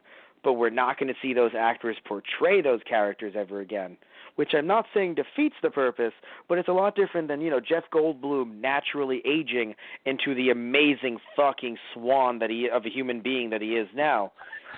It's not. That's an apt description of Jeff Goldblum. I'm not disagreeing with you. My God. Jeff Goldblum is the swan of people. Prove me wrong. No, Jeff Goldblum is majestic as fuck, but I don't know. I just imagine him leaping off of a cliff top and the wings unfurling. I'm like, this is something I never thought I'd think about, but all right, here we are. Thanks, it's Matt. 2 a.m. Do you know where your Jeff Goldblum joke is? It's 2 a.m. Still, anyway, what I'm trying to get at here, Tristan. There it is. There it is. No, but at least in that case, he naturally aged within 20 years. It's that kind of, it's a sequel. But in this case, because they're filming it so close to each other, they're not going to do, I pray to God, they're not going to do the shitty thing that Doctor Who did when they were like, let's age the Pond family. And it's like, you're just putting on makeup that does not make them look that much older. But it's been 10 years. No, it hasn't been. It has not been 10 years. They are not in their 40s right now, or their 30s, right? You know what I'm saying? Because remember, they did that with 11 in Doctor Who. They just said the Doctor had left for years and came back. Like, oh, he's the Doctor that kept on coming back. And of course, the Doctor is the Doctor. He doesn't have to look crazy different within his 10-year time span. Even though he was in the TARDIS anyway, but still. But looking at Amy and Rory, it's like they're not in their 40s right now. Don't do this to me. Oh, but Amy has glasses on. Shut the fuck up. Don't do this to me. Right? So in this case, I hope they don't put old age makeup, because remember, this took place in the 70s. And as far as we know, the Godzilla movie, we don't know about the second movie for Godzilla. We don't know about King Kong versus Godzilla, but we know that Godzilla took place in 2014 or 2013. Right. It took place in one of those 2 years. So I would imagine that it's, 40 years almost after all this stuff. And assuming that Hiddleston and Brie Larson and the rest of them, other than a few characters who some of them also died, but at least at the end of the movie, in the teaser, they were all in their 20s, let's say. They're in their 60s. Right. So it's going to be sad, because we're going to see the characters, I would imagine, most likely, but we're not going to see these actors portraying them. Because I don't know about you, but I grew attached to them. I think they were all good people, and the ones who weren't died, which I was chill about. But they're all good people. Well, no, because this movie made me feel it did something very interesting to me. Because usually in a movie like this, I don't want anyone to die, even if they're really big pieces of shit. Even in Jurassic Park, I was kind of or the second one, I was I know you guys are mercenaries and I should hate you, but I don't know, man, I don't know, right? But in this one, I was no, when you're smiling at bombs dropping. Yeah, I mean, granted, and you're just some of those kills. Some of the soldiers that were killed on the island, my God, were those brutal. Oh no, they were. They were. I will admit, I hated that one scientist who was killed, because it felt like he just wasn't needed. Where they were let's rip off the arm, and I'm why? Yeah, that was rough. I'm at least kind of glad they went into the sunset a bit and you didn't see it, because I when that spider creature, when they were in the bamboo forest and they just got skewered. That Like, you know what? Yeah, what I'm freaked glad me I out. wasn't any younger because I might have like pissed myself in the theater. Yes. Because like I remember, yeah. like that gave me flashbacks to when I saw the 2007 Peter Jackson film, and there's a scene where they fall into the gorge of insect hell. That scene gave me nightmares, like for a solid week. Huh. That's interesting. I'll check that out again in the future. So, like, when the spider was, like, trying to skewer them, I'm like, oh, God, it's the insects from hell all over again. I'm sorry to hear about your childhood trauma. They were like, cut the legs. I'm like, oh, thank God. Yeah. Well, you know what freaked me out? When they first when that one soldier, when he was being picked up by like the tongue or whatever parts of the spider. Oh yeah, that terrified me too. I would know, but I was confused. I thought the spider ripped out his tendons and was pulling him up from his own fucking tendons. Oh. Right, I've seen some terrifying horror movies. So when he was left down, when he was like dropped down and just fine, putting aside the fact that it was too high of a height to be just fine, but when he was dropped down and he was walking, I was like, the fuck, what? I was like really confused. And then I saw later, I'm like, oh, that's like his tongue or something that stuck to him. Like something that was part of the creature, the spider creature, was stuck to him. But I legit thought he somehow ripped out his tendons and was like pulling him up from it, which, again, fucking horrifying. Right. That was my initial thought, dude. Thank God he was, and I'm happy he was fine by the end. Yeah. Yeah, and that was, let's see, that was Mills, right, played by Jason Mitchell. Oh, that was the other thing. Between Mills and Cole was played by Shea Light Yagami's dad. Right, I knew I was going to bring that up so that you could say that. Light Yagami's dad by the way, one of the redeeming factors in the Death Note live action movie. He wasn't bad. Yeah, right. No. I loved his character. This came out first, right? Yes. Yeah, because the Death Note live action Netflix was last year, right? Yes. And even if it was in 2017, it would have been after this, definitely. He might have been filming both around the same time, perhaps? That's fair, yeah. Or like one after another, like literally right after? I would argue it would be like, I hope he went from like that Netflix series to this movie, but it seems like it might be the other way around. I kind of feel sad about that. It's okay, so from a quality perspective I feel bad, like from a personal standpoint, but like from his skill, he nailed it. He was good. And also I hope he still got but I do think it's funny. I don't know what gave him a bigger paycheck though. Like, was it Warner Brothers or because Netflix is pretty big now, so I don't know which one gave him the bigger check. Because Netflix sometimes to us comes off as like, oh yes, it's like a TV movie, but like, nah, they put money into their shit. So I do wonder. The thing I wanted to say, their dialogue between each other was fucking beautiful. That was hilarious. Just looking at some of the lines, like Mills is like, "We just got taken down by a monkey the size of a building," and Cole's like, "Yeah, that was an unconventional encounter." As he's eating. I lost my shit. No, as he's eating. Remember, he was opening up the can of food, eating. Right. Yeah. He's so like, literally eating for the living. Like, oh fuck. Yeah. Oh, remember later on with the mouse.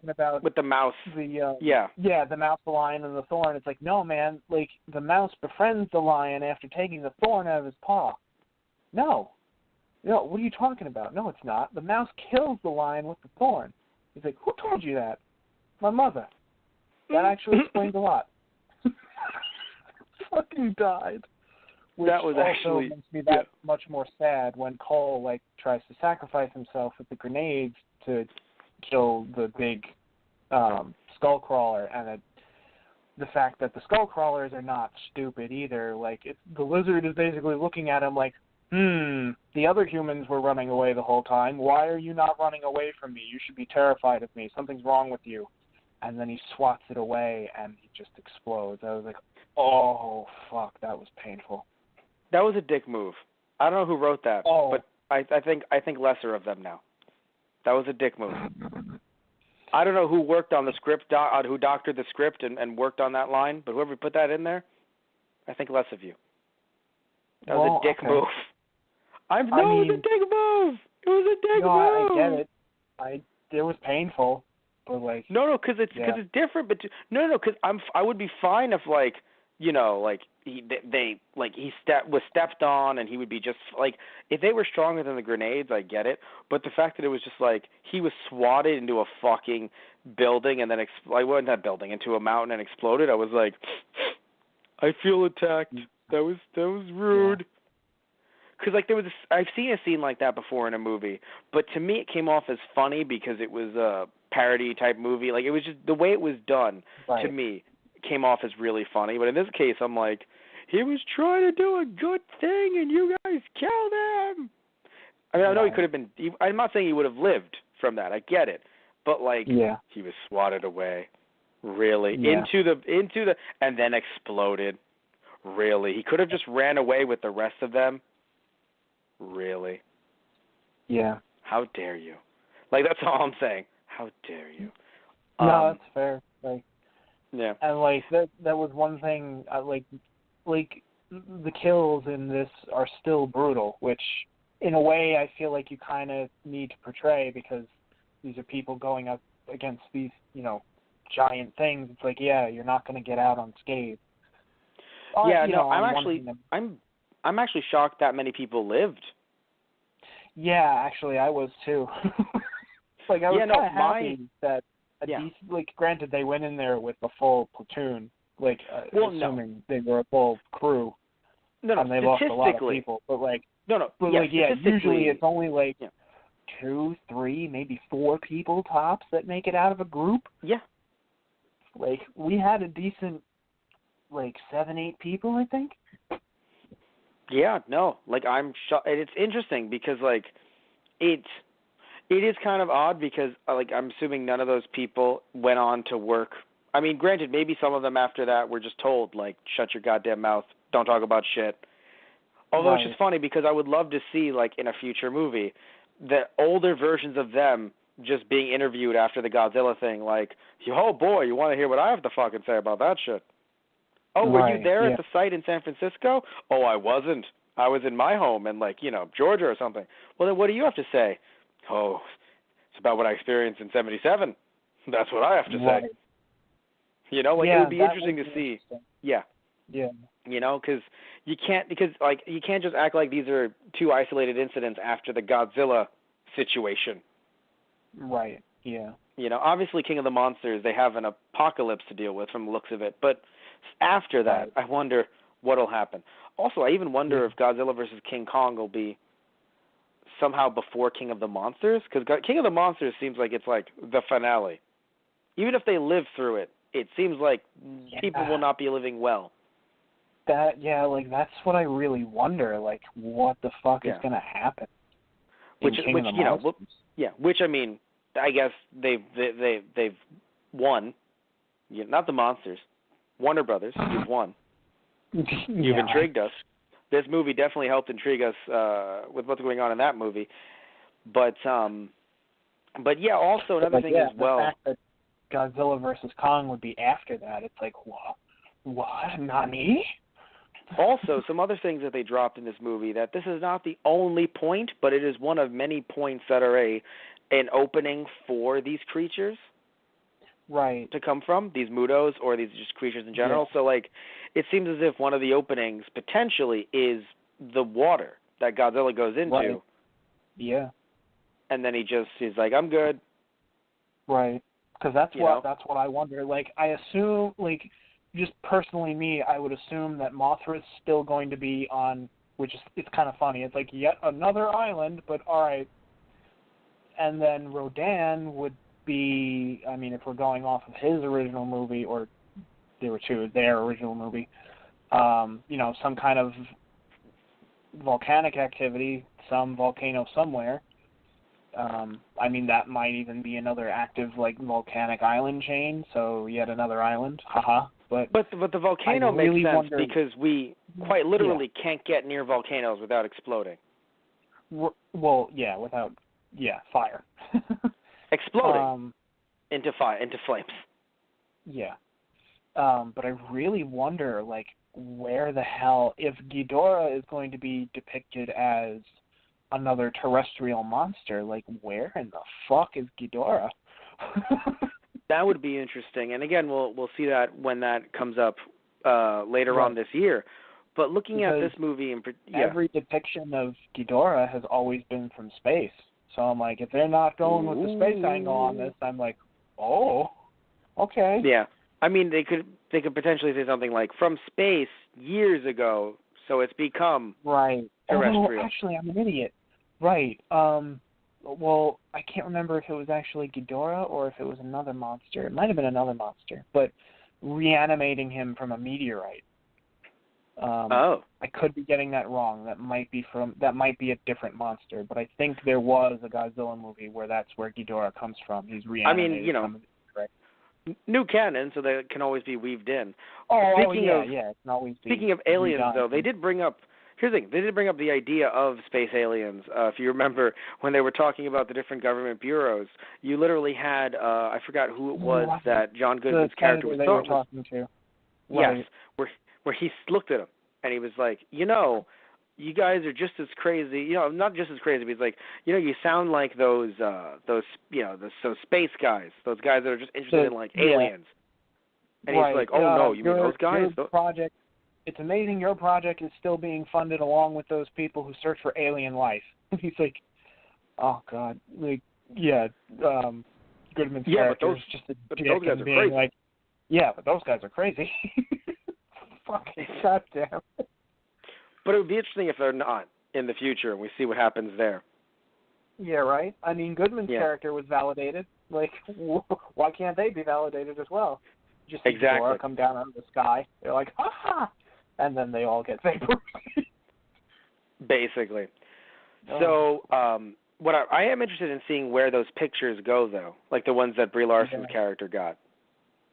I feel like they're probably going to be in, you know, a government facility in a folder locked in a cabinet behind a door, behind a, you know, that kind of situation. But who knows about them?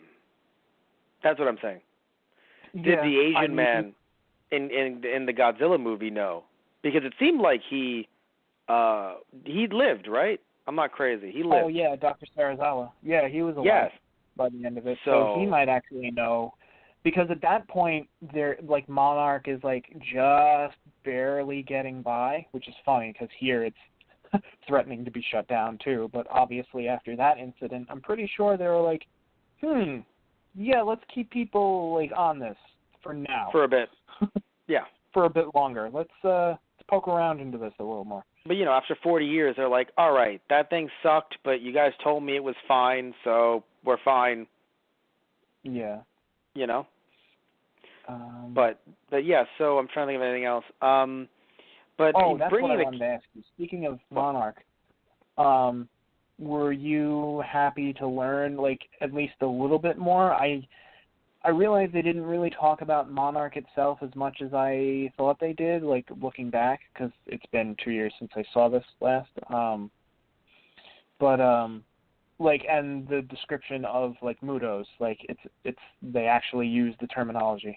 Like, yes, I kind of, in a weird way, I wish we, I'm trying to think. I wish we learned maybe even a little bit less. What I mean is this. I wish we learned more about them, but not learning their name, so that at the end of the movie, learning that they were Monarch would be like a big thing if you remembered Godzilla. Because if you watch, because the thing is, if you didn't watch Godzilla, the end obviously tipped you off, like, hey, this is clearly going to mix. But if you watched Godzilla just a few years earlier, you're like, wait a minute, you know, Monarch, like, I don't know, like it potentially just, it wasn't like foreshadowing, it's just literally saying, hi, these are going to be in the same universe, right? So I wish we either learned a lot more about them or maybe you gave them a different government name, because let's also be real here too. Even if they're like a shadowy government, you know, organization, you have to give them different names. Like when you're casting for the newest fucking Doctor Who, they don't call it casting for the Doctor. Right. You know? I don't know if you know that, Tristan. They give them different pen names Right. So that exactly. it's not revealed that you're trying to get the next Doctor. So that happens with other movies too. Actually, video game consoles all the time. The Xbox One was known as the Scorpio, and then the Switch was known as the NX. Right. Yep. Yeah, happens all the time with games. So if they can do it for a fucking video game, I think Monarch doesn't have to be Monarch for 40 years. Yeah, that's fair. And like it could have, like they would say like a different government name, and then they're like, or if you don't know it by that, you might know it by Monarch, or like the original. Yeah. No, more so like after that last disaster, after that basically not going public, but like after that last disaster and having it tied to the military, we kind of have to, some people lived who knew our name, so we're going to have to change our name. Right. Where are we changing it to? Monarch.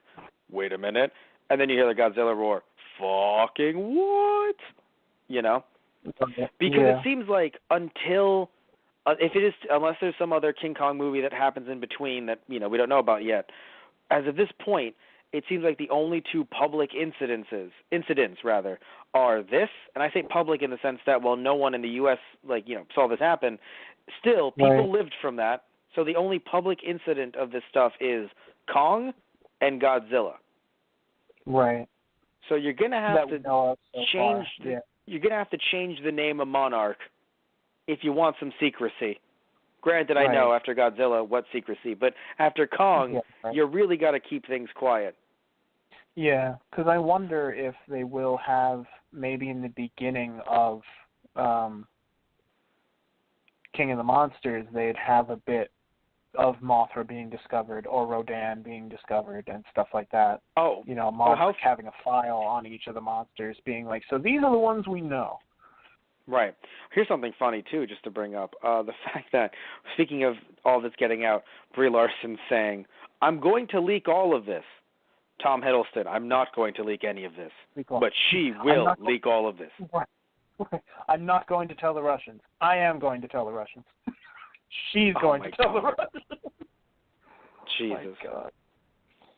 By the way, that's also another great thing that they had at the top that the other scientist brought up, where John Goodman's character, he's like, so I guess this isn't going to work. We're fucked. And he's like, you know what? No, I'm going to be straight with him. Hey, guess what? We don't know shit, dude. But what we do know is if there is shit there, do you want the Russians to get it? Yeah. And it's like, damn it, you're right. And then Goodman's face was like, is this actually working? Well, that was the hilarious part. The senator is like, I can't believe I'm saying this, but that actually made halfway. That actually made some sense. Yes. Thank you. Because, even though we already had put a man on the moon by that point, still, there was still some thought of like, hey, Russia being a superpower, are they going to try and, take us over in some way or another? So usurp us in some way with technology or stuff like that. So it's interesting that that actually got him to go, you know what, fuck it. Like, hey, if we're going there anyway, so might as well piggyback off it. That was the idea. Let's piggyback off this. So don't even give us our own full mission to go there. Let us piggyback off of something else. That kind of deal. Yeah. Exactly. So it was interesting. So in that regard, the way they convinced the senator, again, just very, very reminiscent of the times. Also, speaking of, something that we mentioned earlier, they dropped from Kong. Yes. Oh God, this is. Never mind. I was going to say something funny, but I'll get to it in a second. Something that drops, the idea that Kong was in love with Brie Larson's character. Yes, there's a little bit of that arguably, but it isn't as much, of course, as the previous adaptations. So I like that he has a love for humanity in general, but also specifically, yes, you see him helping Brie Larson's character and protecting her. But the funny thing I was about to mention was when he pulls Brie Larson's character out of the water, there was a bit of a mistake with the CG, at least a seeming mistake. When they cut from in and out of the water, he, in the water, clenches his fist. And I was like, oh, God, he's submerging her with water in his hand, and he keeps her there. But when he's pulling it out, you then see that his fist is open, so he's not doing that. But anyway, it's just funny to me because when he did that at first, it looked like he actually submerged her in water in his fist. Right. Anyway, what were you going to say? She only, she was inside Kong's fist, inside the throat of the fucking Skullcrawler. So, you decide which one's worse. Interestingly enough, because of the way his fist looks, it seems as if he could curl it without crushing her, like there is actually some room in his fist. It's weird, but it seems like it makes sense. No, that makes sense to me. Like, you can't, even you, if you, curl your hand, I'm trying it right now. Okay. I mean, you can curl your hand without balling it into a complete fist. That's true. I just feel like with the way Kong's fist is, looking at my own, she would fall out the back, like where he can't put his thumb on top. I see, yeah. But anyway, we're arguing about physics when Kong exists. Right. The fact that the Skullcrawler leaps back up and nearly, tries to ingest his arm, and then he just rips, everything out, tongue, and then just all the organs fall out. I was like, whoa. I'm like, well, now it's definitely dead. Is he gonna? Because I love, what I love about both of these movies, they were just out to trick me and anyone who thought he's gonna snap the neck. Nope. Yeah, right. Nope. Godzilla. Yeah, is he gonna snap the neck? No. Right. Atomic breath down his throat. Right. Yeah, I really thought when Kong, in the beginning of the fight too, Kong gets both of his hands around the jaws, and I'm like, wow, this is gonna end quicker than I thought. Holy shit. Mhm. Oh my God. So much fun. Yeah. So much fun. I really enjoyed that fight. That fight was even choreographed very well. And so I mentioned this. Fight.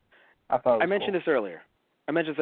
I thought we had enough Kong in this movie compared to Godzilla in 2014. Do you agree or disagree? Do you think we had more Kong than Godzilla? Or do you? I mean, I feel like we had more Kong in this movie than fighting wise than Godzilla 2014 had Godzilla fighting in that movie. Yes. But I still stand by what I said about the previous movie, and I feel like it's not like there was too much Kong in this movie. I thought both had the amount needed to tell the story that they were doing. So I enjoyed both. No, I do. I just think that it was, I don't know, I think that this was a good mix of showing them on the ground, also because they had a lot of other monsters and creatures to fight too, but I don't know, they did enough showing them on the ground, but then also showing Kong either saving them, destroying them, whatever he felt like that moment in the movie. Still, it just felt good. It didn't feel like they were trying to just focus on one over the other. I don't know. It was a good mix for me. And it's strange too because you would think it's the same amount of CGI for both, but I don't know. It just for some reason it's I don't know. Maybe because I don't think they had more budget. Let me check that right now. But it was just it was just interesting. By the way, speaking of what we mentioned much earlier, these characters living, the fact that they got a good end, some of them, one in particular, John C. Reilly's character, I was crying. Yeah.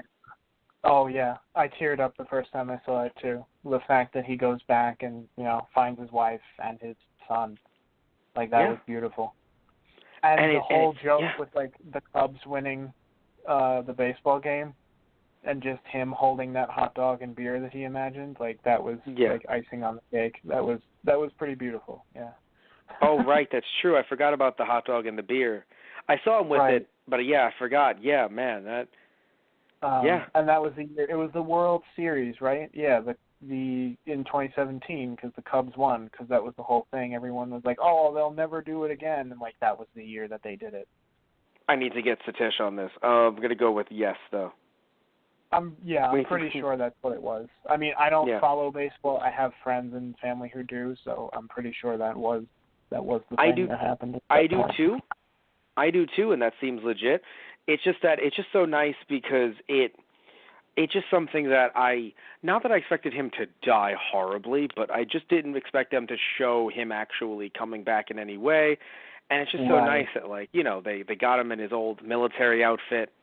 They cleaned him up. Like, he looked like he just got back from tour. And it's just, it's not like I expected, like, his wife to be with another man or something, but, like, you know what like, they could move, like, they could be, like, the stress of being in this house, you know, all this stuff, but no, like, his wife is just there with drinks for her and her son, and then all of a sudden, boom. His character says that, too, you know, he's like, hey, I don't even expect them to be there waiting for me, like, it's been years, and, like, 28 years. I was in a war and I haven't come back. Like, I wouldn't blame them if they'd moved on with their lives. I just wanted the chance, just the one chance to see them again. Yeah. You know, like, it's I've never seen something so wholesome at the end of a movie like this. And it's not tokusatsu. Yeah, right? It's just when you see a movie like this where it's like, oh, God, there's a chance that we're going to die. The person who says, I got a wife and kid waiting for me at home. You're dead. Right. Why did you say that out loud? The universe knows that now. You should have kept that shit to yourself. Especially, like, you know, the character that was writing to his son, writing all the letters. Like, should have seen that one coming. Yes. The only reason why I didn't is because, and this is something that they did, again, probably, maybe they thought about this, I'm not too sure. In the first movie, that's the guy that we're supposed to root for, and he lives. Right. He sees his wife and kids again. How funny is that? Which I'm happy we still got that, but with another character. But still, it's just, I don't know, man. Like, it felt so wholesome and nice that it was heartwarming in a way that I did not expect to feel at the end of this movie. Like we said earlier, I thought it was going to be Tom Hiddleston, Brie Larson, maybe Samuel L. Jackson reformed, maybe John Goodman, and one other human coming out alive. Right. Take your pick of who. I don't know. I didn't think about the fact that Samuel L. Jackson and John Goodman's characters would be consumed by this. Right. Which, it was interesting that they were. It makes sense. I just didn't think about that. So, like, the fact that they came back with that many people, again, happy, but interesting, different. But yeah, so did you... I mentioned earlier, did you see the ending coming? So, you wanted to mention. You were talking about Monarch. Much earlier when you mentioned to me, how did I feel about the idea that they weren't mentioned as much, or like we didn't learn too much more about them. I hope we learn more about them in the mainline Godzilla because they were introduced there. What I said last time, like, you'll learn a bit more about them in this movie. Do you feel like that was true for you? Oh, but literally a bit. Yeah. It literally was a bit. Like, because in my opinion, we learned, they are part of the government. I mean, that's something I learned in the Godzilla's movie. No, but they know about other monsters. They said that out loud in Godzilla's movie. Right, that's fair. Like, we learned that they've been around for much longer than I thought. Like, they didn't just see Godzilla's 1996 movie and we're like, this shit sucks. We got to make sure that doesn't happen.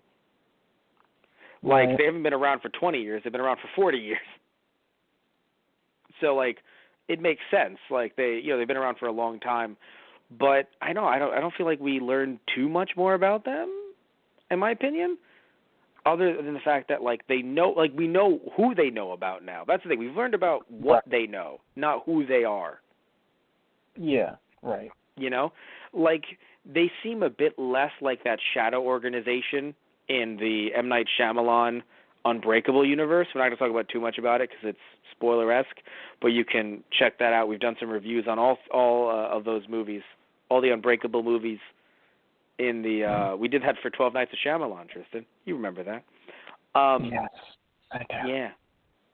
Oh, so you don't like Unbreakable now? You too good for Unbreakable? No. Huh? All right. You see Godzilla? You see Godzilla again? 12 Nights of Shyamalan. I just didn't like all 12 nights. Unbreakable was probably my favorite night of that godforsaken 12 nights.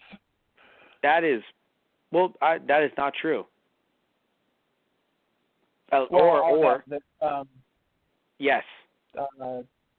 why can't I think of the title now? Lady in the Water? That was it, yeah. I liked Lady in the Water. I know you didn't like it as much as I did, but...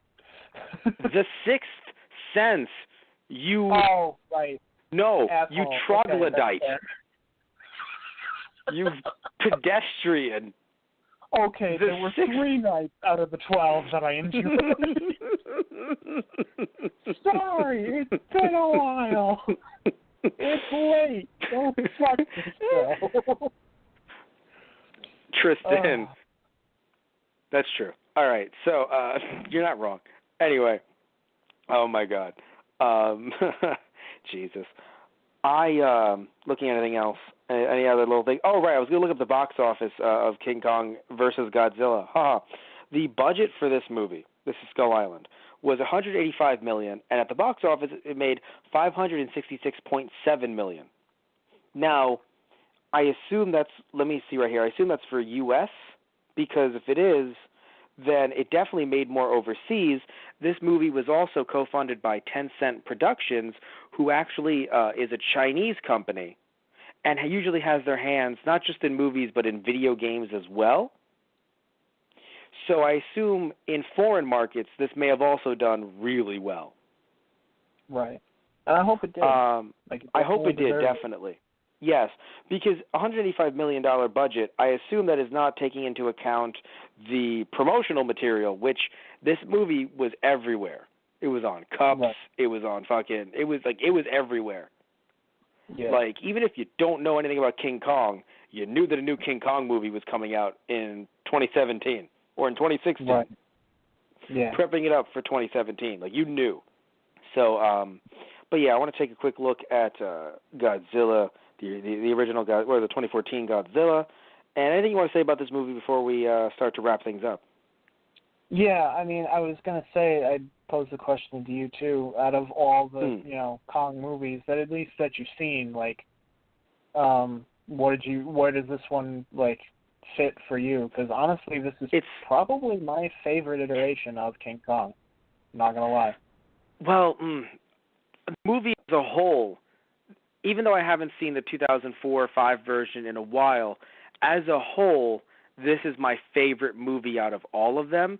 But I have to say, dude, the work that was put into the effects in 1933's version with how King Kong fought the dinosaurs, and also how they saw it, because we talked about at the time, they didn't have, obviously, a great CG at the time, and of course, computers to work on this were not the way they are now, if at all, really. So in 1933, I don't believe, even the government, I don't think, had computers the way they did years later. So at that time, because 33, that was a very long time ago, everybody. We're getting to 100 years of that soon. We're getting to 100 years of Kong. The work that was put into that movie is groundbreaking. Yeah. But but here's the thing, right? The trick that they used was they actually took 2 lines of film and put it on top of each other. Right. Yes. Exactly. Which maybe to some people are like, well, duh, I knew that because maybe you took a class and that's cool if you did. But for me, thinking of a time, because now I know the fact that I, from the comfort of my own home, can film something in front of a green screen. As long as the lighting is good enough, I could legitimately be anywhere. I'm not saying as good as I can in Hollywood movies now, but still, it is insane to think about where we've come. I mean, even though it was very poorly done, there was still green screen in the 1966 version of Godzilla versus King Kong. So looking at the fact that they had to layer the footage together, the actual the reels together to create this ideal that this random crew is staring at these dinosaurs and at King Kong fighting them and all this stuff, kind of like Land of the Lost. It was beautifully done. So that's the thing. From that perspective, I love it. But from everything else they did with the way how they treated the tribe and and things like that, and the love story and how this woman was brought on, and then she didn't really do much, and so and also the stuff with New York. So in that regard, again, I can't compare the 2000s movie, but from the 1993 one versus 1933 one rather versus this one, as a whole, this movie wins. Right. So that's just my take on it. As a whole, this movie wins. So I have to give them that most definitely. Oh. Oh, that's the one thing I mentioned to you off cast, but I wanted to bring it up here. Right. Jackson, at one point, when they're on the helicopters and they're just about to go through the storm to get to the island, when he's doing like their radio show, quote unquote, he says, "Hang on to your butts." Mm-hmm. And maybe it's just me, but personally, that feels like a nod to Jurassic Park when he's just about to flip the power back on in the park and get everything working. Hang on to your butts. I mean, that was so funny. No, I mean, I'm not going to say it's not a reference because even though, of course, the time frame, like, in canon they're in the 70s, but of course it came out in 2017, the film. So, like, I'm pretty sure that's a reference. It's just fun. It's a fun little nod to the fact that Samuel L. Jackson is in a forest or in a forest area, in a jungle area again with giant monsters. with giant monsters, yeah, pretty much. So, before we wrap this up, I want to mention the Godzilla movie 2014 had a budget of $160 million, and at the box office it made $529.1 million. So it made less than Kong? Question mark? Huh. Yes, it made less than Kong, but I think that makes sense due to the fact that there have been a lot more Godzilla movies throughout the years than there have been King Kong. Mm. I mean, look at how many Kong movies there are versus how many Godzilla movies there are. Yeah, right. Like you could sit there and go, that's this American Godzilla movie. I saw the one with Matthew Broderick. I'll stick to the Japanese stuff. And then people actually saw that it was good.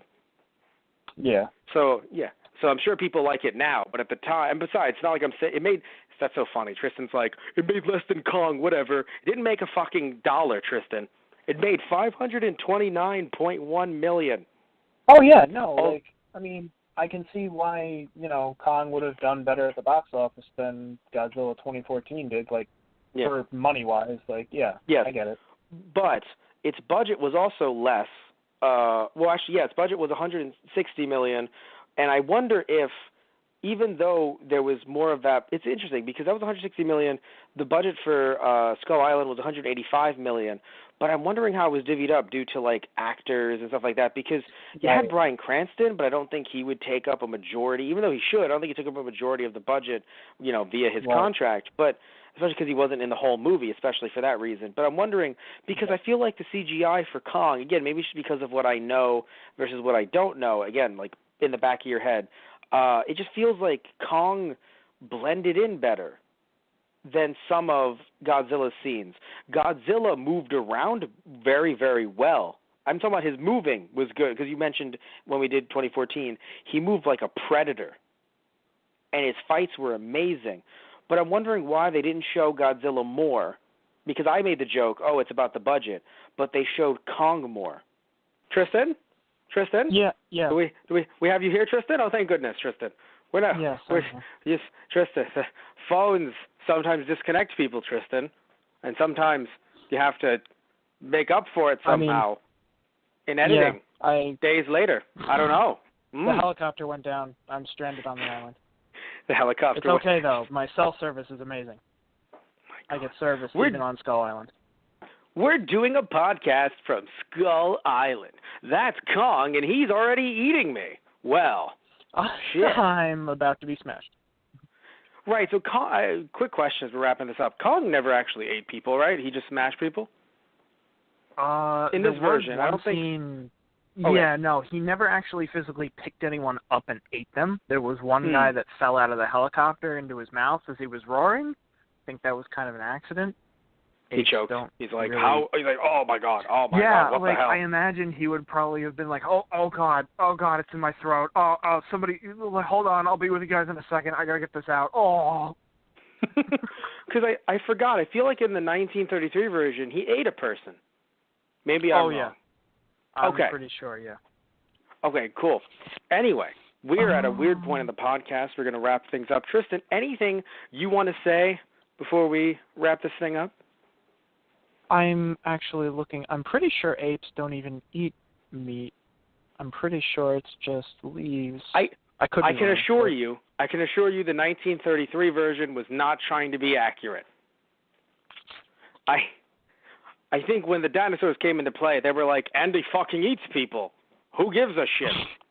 Well, because, some only eat insects. There are primates, I mean, obviously we do, but also, like, chimps eat meat, too. Like, no, this is bothering me because I've learned about this. I'm like, did they?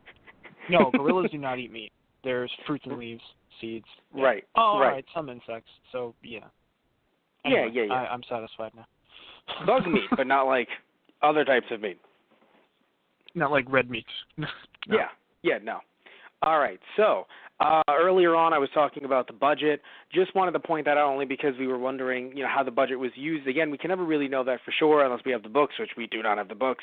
But I was just curious only because, like I mentioned earlier, not as much Kong in one, not a lot of Godzilla in one, and then a lot of King Kong in another. And I would argue this one, I'm not trying to knock the actors in the Godzilla movie, and yes, we had a bigger budget for this movie, but we had a lot of big names in this movie that you would think would allocate, like that budget would be allocated to. But then we got so much Kong that and not even just Kong, by the way, Tristan, like those other little monsters, the octopus, like they really put a lot of work into making the island seem inhabited. Do you know what I mean? Like, it never felt like it was like, yes, and this is the part where we conveniently have nothing. It's like, no, it always felt like there was even, at least in the script, a talk of something. Right. Like, it doesn't have to be, like, something crazy and, like, 50 feet tall. It could easily just be like those bird ants, the ants in the trees and shit.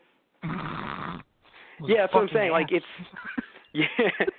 So, no, it was, I really enjoyed this movie. I can't say that I enjoyed it more than Godzilla necessarily, but I thought it was a different.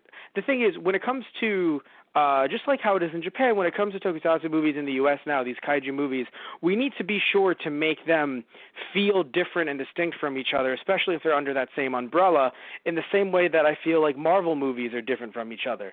Yes, of course, there are certain, peaks and valleys when it comes to that many Marvel movies coming out, and, of course, the dreaded origin stories. But I feel as if when looking at King Kong and the Kong Skull Island and the 2014 Godzilla, to me, I feel like I can be looking at, yes, they're action movies, but they're two different sides of it. Right. So, in other words, I don't think that they're both cookie cutter. Yeah. And I enjoy that. No, and we need that. Again, we need one to feel like it's, it's an action movie, but it's one of those, like, lost in the jungle, kind of like, in a new land, a new territory and stuff like that. And then the other one is a bit more of a military, militaristic type take on giant monsters. Because again, we also have Cloverfield, not technically under Warner Brothers, but Cloverfield, which was very much a found footage. So like we need, and even in Cloverfield, there's different types of Cloverfield movies. So Cloverfield monster type movies. So we need that, I think, with kaiju in the U.S. Otherwise, I mean, hell, look at I was gonna say Splatoon. Dear God, look at Pacific Rim. No, because I heard Platoon, wrong. Splatoon, also wrong, but funnier. Pacific Rim, got it, nailed it. You look at Pacific Rim, and you also have a movie that, granted, it's more mecha kaiju, but still, again, a bit more of a militaristic take. I don't look at it exactly the same as I would look at even the Godzilla movie and the 2014 one, and definitely not like the Skull Island film. So we need that type of variety. Otherwise, this is going to die out before it even begins. You need that type of variety. You can't just say, they're monsters. What else do you want? Which is nice. I know, like, you love giant monsters, Tristan. I love giant monsters, but it would have definitely hurt this if it was a very similar type of film, compared to Godzilla, because then you would think, well, then what's the difference? So for me, it definitely feels like both films varied, and in some respects, I give it, more to Kong, but I gotta say, there's some stuff that I definitely give to Godzilla as well, and I can't wait to see the second Godzilla movie coming out soon. Yeah, me neither. Yeah. Yes, so thank you all so much for listening to another episode of Friday Night Movies. Love you all. Take care. I would mention all of our different social media accounts, but we're running low on time, so I'll be brief. Twitter at Those Guys Radio, Facebook.com/Those Guys on the Radio, website tgproduction.net, merchandise perhaps, maybe, I don't know, tgproduction.net/merchandise, which should lead you to our TeePublic account. Also, we stream on Twitch as well, twitch.tv/tgproductions. We stream video games, also some news articles for either Keikaku Corner, Matt Rants, or Toku Station. And speaking of Matt Rants and Toku Station, Matt Rants is usually on our Those Guys Play channel. We have Those Guys Play Season 5 coming up. And Toku Station is on our TG Productions channel, where, yes, we talk about, or I talk about specifically different tokusatsu news stories, and then also do a bunch of other either tokusatsu or anime-related stuff on there as well. Definitely check out our Patreon if you want to potentially give to us, but also to help us bring you even more content. So depending on what tier you give to, you can help us out, but also give more. We can get more content to you as well. So patreon.com/TG Productions. Thank you all so much. Love you all. Take care, and tune in next time for another episode of Friday Night Movies, where we're talking about something completely different. So say goodnight, Tristan. Or are we? No, probably. Right. Probably. Good night, everybody. Good night, everyone.